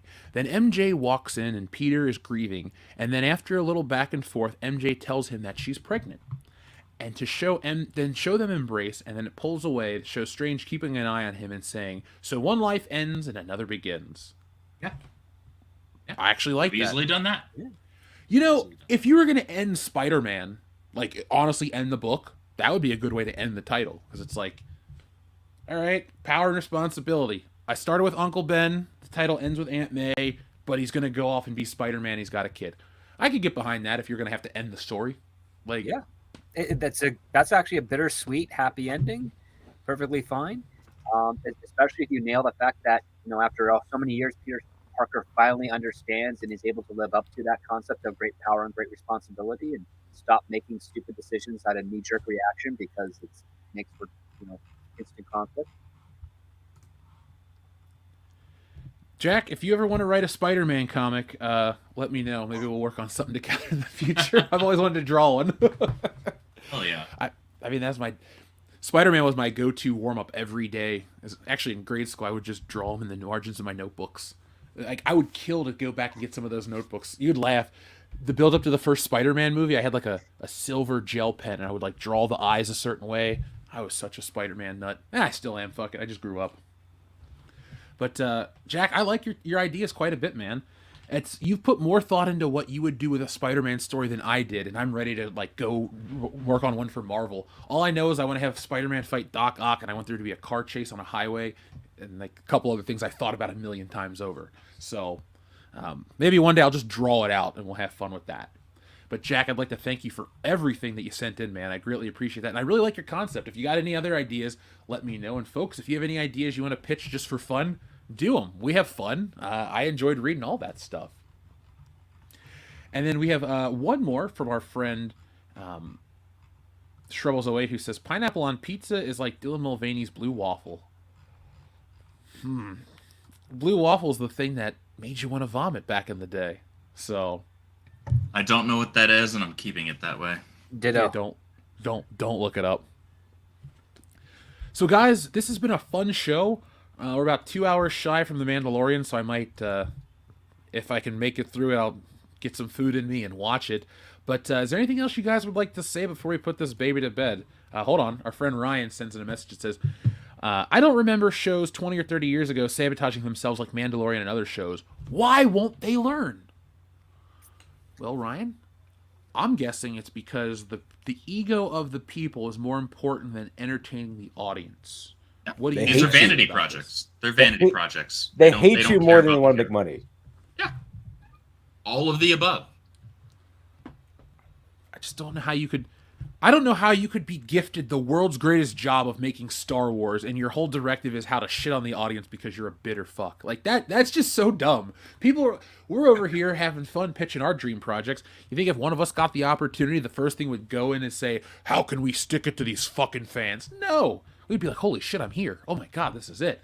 And then you'd probably be demoralized by the idiots that work with you, but at least you would be trying. So I would want to write a freaking Flash story that rivals the absolute best runs that have ever happened.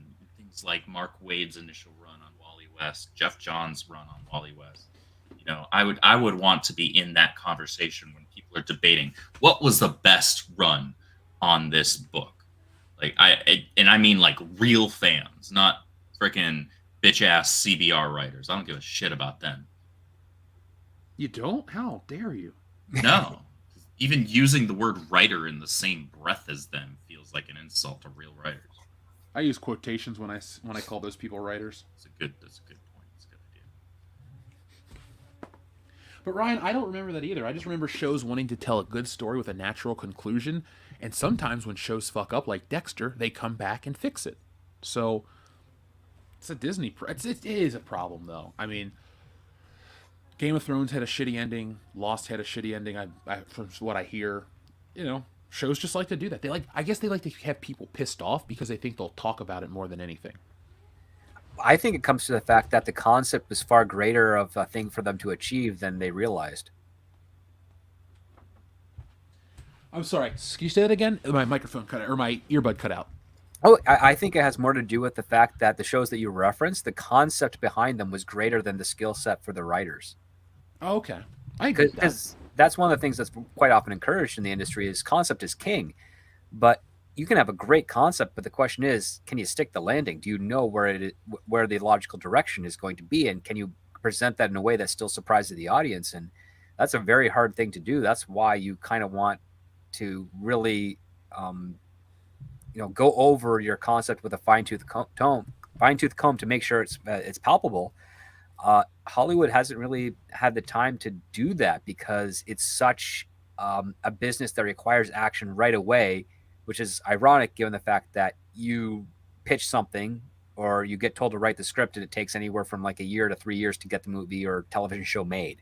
It's as fast and as urgent as everybody wants to get stuff done, it still takes a long time to produce. So, I think we're getting too many people that have great concepts but not necessarily the skill to do it are being pushed through. And the worst part is that a lot of the writers that would normally shepherd these people to make them better, to make that concept stick, are being ostracized subtly in ways because of political ideologies.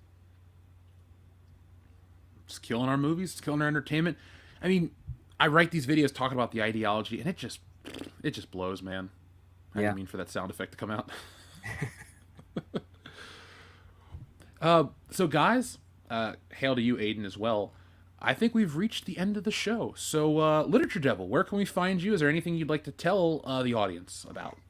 Oh yeah, well you can find me, of course, on Lit.Devil on YouTube. I'm now on Rumble. I have a few videos on there now. I occasionally stream on Twitch every once in a while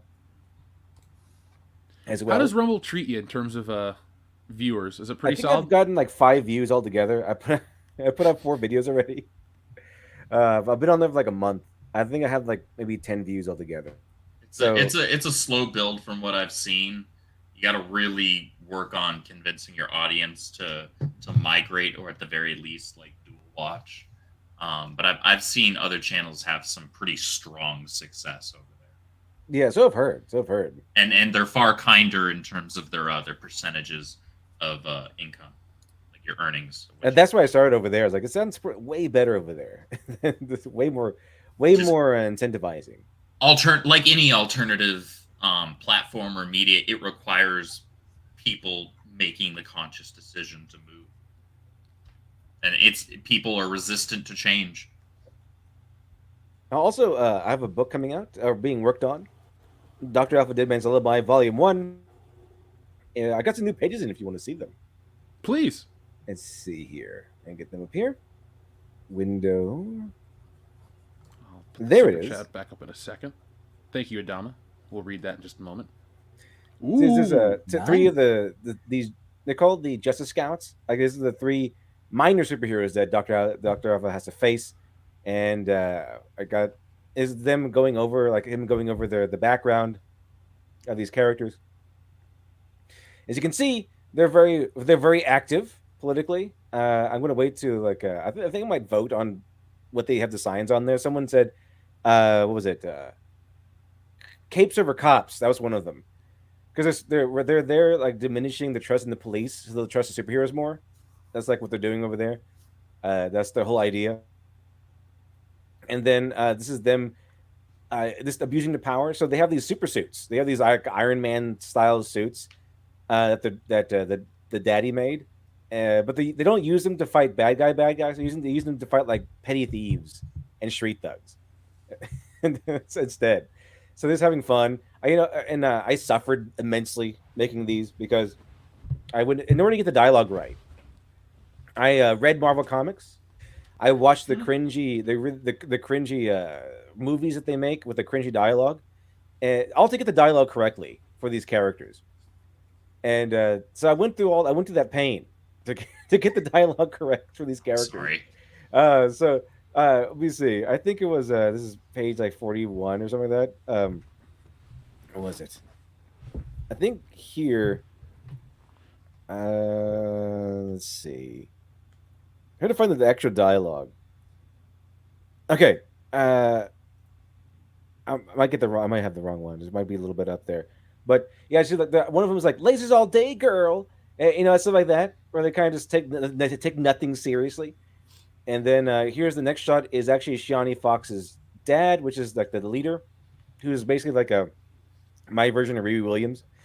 And but her dad is actually the guy who invented the core that powers their suits, and he's in there working on them right there in the next scene. And then there's of course if I'm going to make fun of Marvel characters, I have to have them eating in a restaurant because they're all just eating in the restaurant.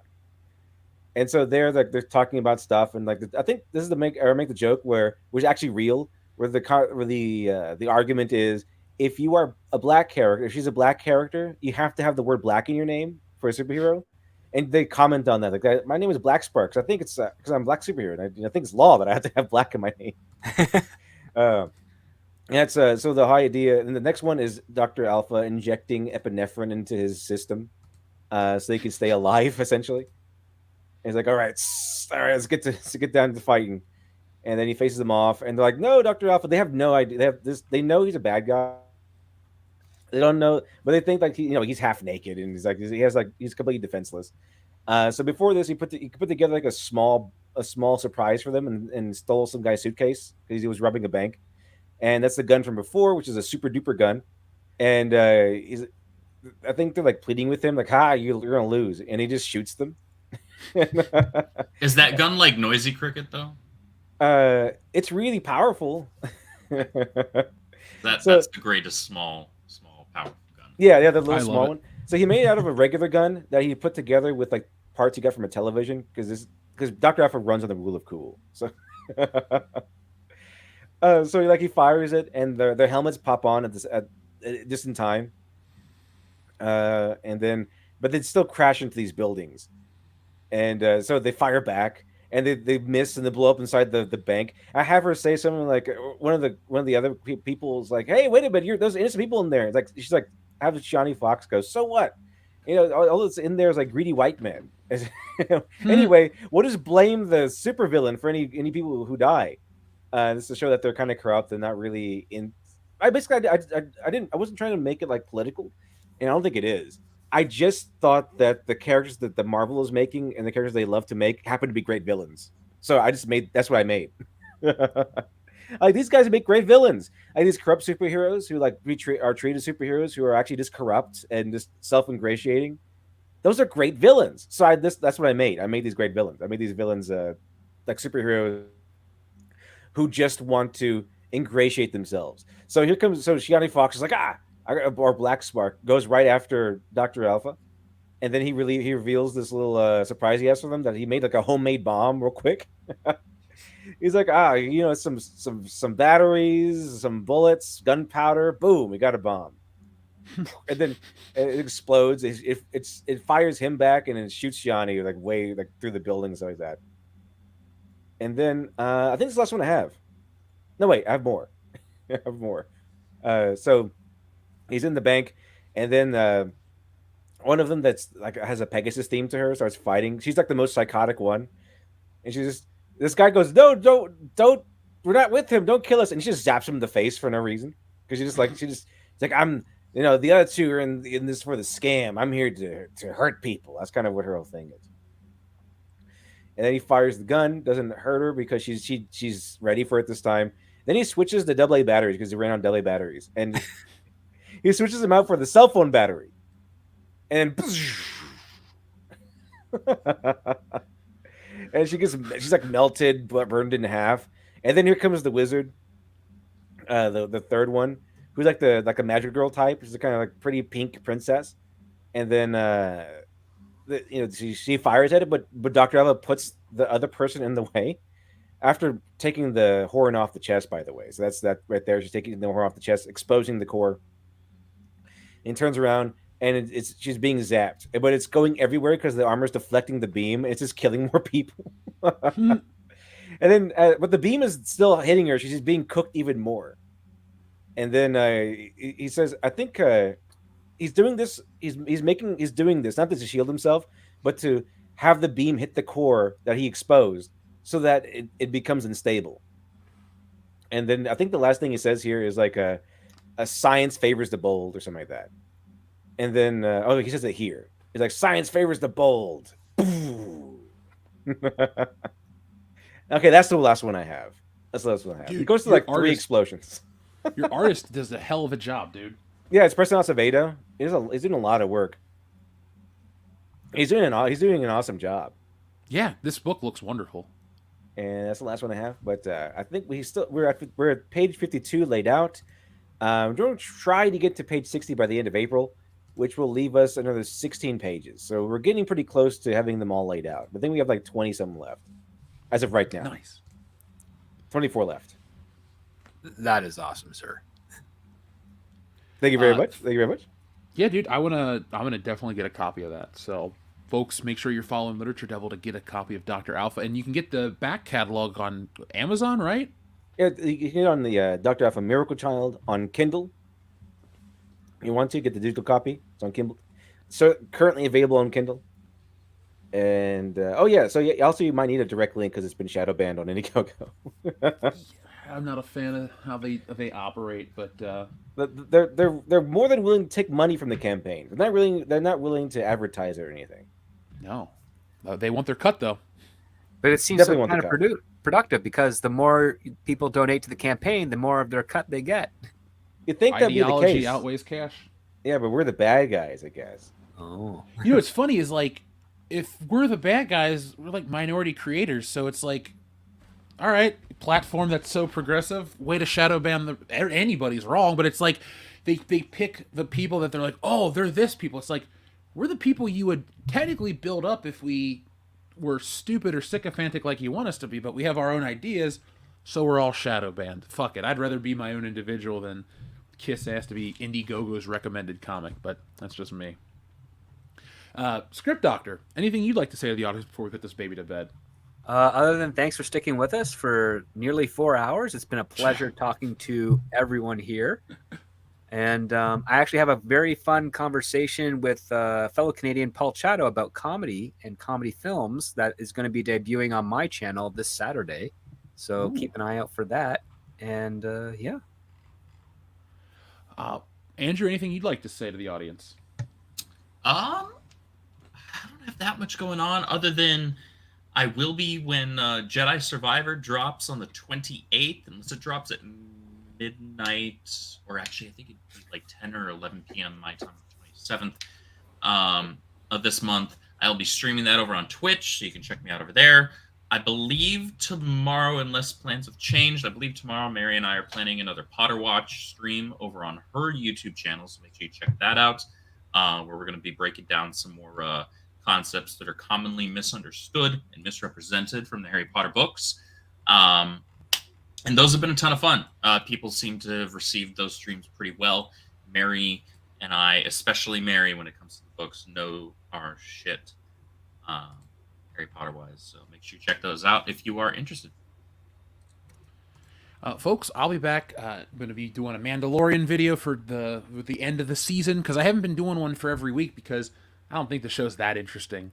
To be honest, I can't get angry at each episode because I'd be lying to you guys. There's nothing to be outraged every week. There's the crappy episodes, the Lizzo episodes, this and that. But overall, it's not a very interesting show to follow up on. But we'll talk about the finale tomorrow, as well as some other videos. It doesn't deserve the hyperbole. It's just not interesting enough. Yeah, thank you, man. It's difficult to fucking fake it. Now, folks, I'll be giving an update about Wokebusters. Everything's moving along. I got a new team. I got an inker. That's the thing that was taking me a minute because I had to pencil the pages and then ink them, and it's just a process. It's a lot when it's just one guy. So I got an inker. It took me a while to audition inkers. I tried to get a guy from DC. His style didn't really work well with Wokebusters. I got a couple guys. One guy, it just looked like he threw ink at a page and like made the textures look like wood and all this other stuff. So I was like, I don't even know what I'm looking at anymore. But I got a guy, and I actually posted the image. If you go to our Twitter, you can see what the book looks like with the new inker, our colorist, and my pencils. And there it goes. It's reached its final stage. I'm very proud of it, and it looks great. So I'm going to be able to knock those out, do this a lot quicker. Just got another page done today on the pencils. So my inker is ready to go. He's going to take about, I think there's 20-something pages to send him, and I'll be knocking out more. And the goal, and what I'm going to do, folks, is I'm going to get it to you for the Ghostbusters movie. It comes out the end of the year. It'll be the perfect time. You'll have something to celebrate the new Ghostbusters. You'll have Wokebusters. You'll have Christmas. You'll have all this fun stuff. And I'll keep putting updates, and I'll keep sharing more. And as soon as I get the stuff back from the colorist and the inker, I'm going to create a trailer, and then we're going to go promote it to the next level. So, folks, if you want to get that, I see the numbers are still moving up for Wokebusters. It is the best Ghostbusters parody ever. I don't even think there's another Ghostbusters parody on the market. So check it out. If there is, this one's still better. Thank you. But, like I will tell you, folks, this is an epic. I didn't just come up with a comic book where people stand around in a laboratory and talk. I amped up the level to 11. I love the original Ghostbusters, but it only has a handful of action scenes. And it only needs a handful of action scenes because on film it's perfect. But in a comic book like you saw with Dr. Alpha, you want shit blowing up. You want explosions. These guys fly around the air. They fight the Stay Woke Trigglypuff Ma'am and the army of Huyas, which stand for Heads Up Your Asses, which is a swarm of these ugly creatures that literally fly out of the Stay Woke Trigglypuff's Ma'am. Like, it evolves. You've seen the big blubbery one that looks like a fun cartoon character. Then it kind of like turns into this thing that looks like Jabba the Hutt and spits out like 10,000 of these fucking creatures, and they have to fight them off. Kind of like the end of Avengers, except, well, shit. They do fly around just like the end of Avengers, but don't worry. I have a much better ending. So, folks, be on the lookout for that. We got the new team. We're going to get that out to you this year, and then we got a whole bunch of stuff planned. My comic career is just starting. So, folks, thank you for watching. Check out next time. Yeah, Dirk McGurkelstein's right. Ghostbusters 2016 is the only other parody. Yes, and we're definitely better than 2016 Ghostbusters. So, thank you for watching, folks. We'll be back next time with more. And welcome to all the new subscribers. So join us on Thursday night for our next live show. But in the meantime, be smart, be safe, be cool, but always be excellent to each other. And now, here's a nice button to say goodbye. Who is it? Who's this? Hello? Say again, what is it? It's the FBI.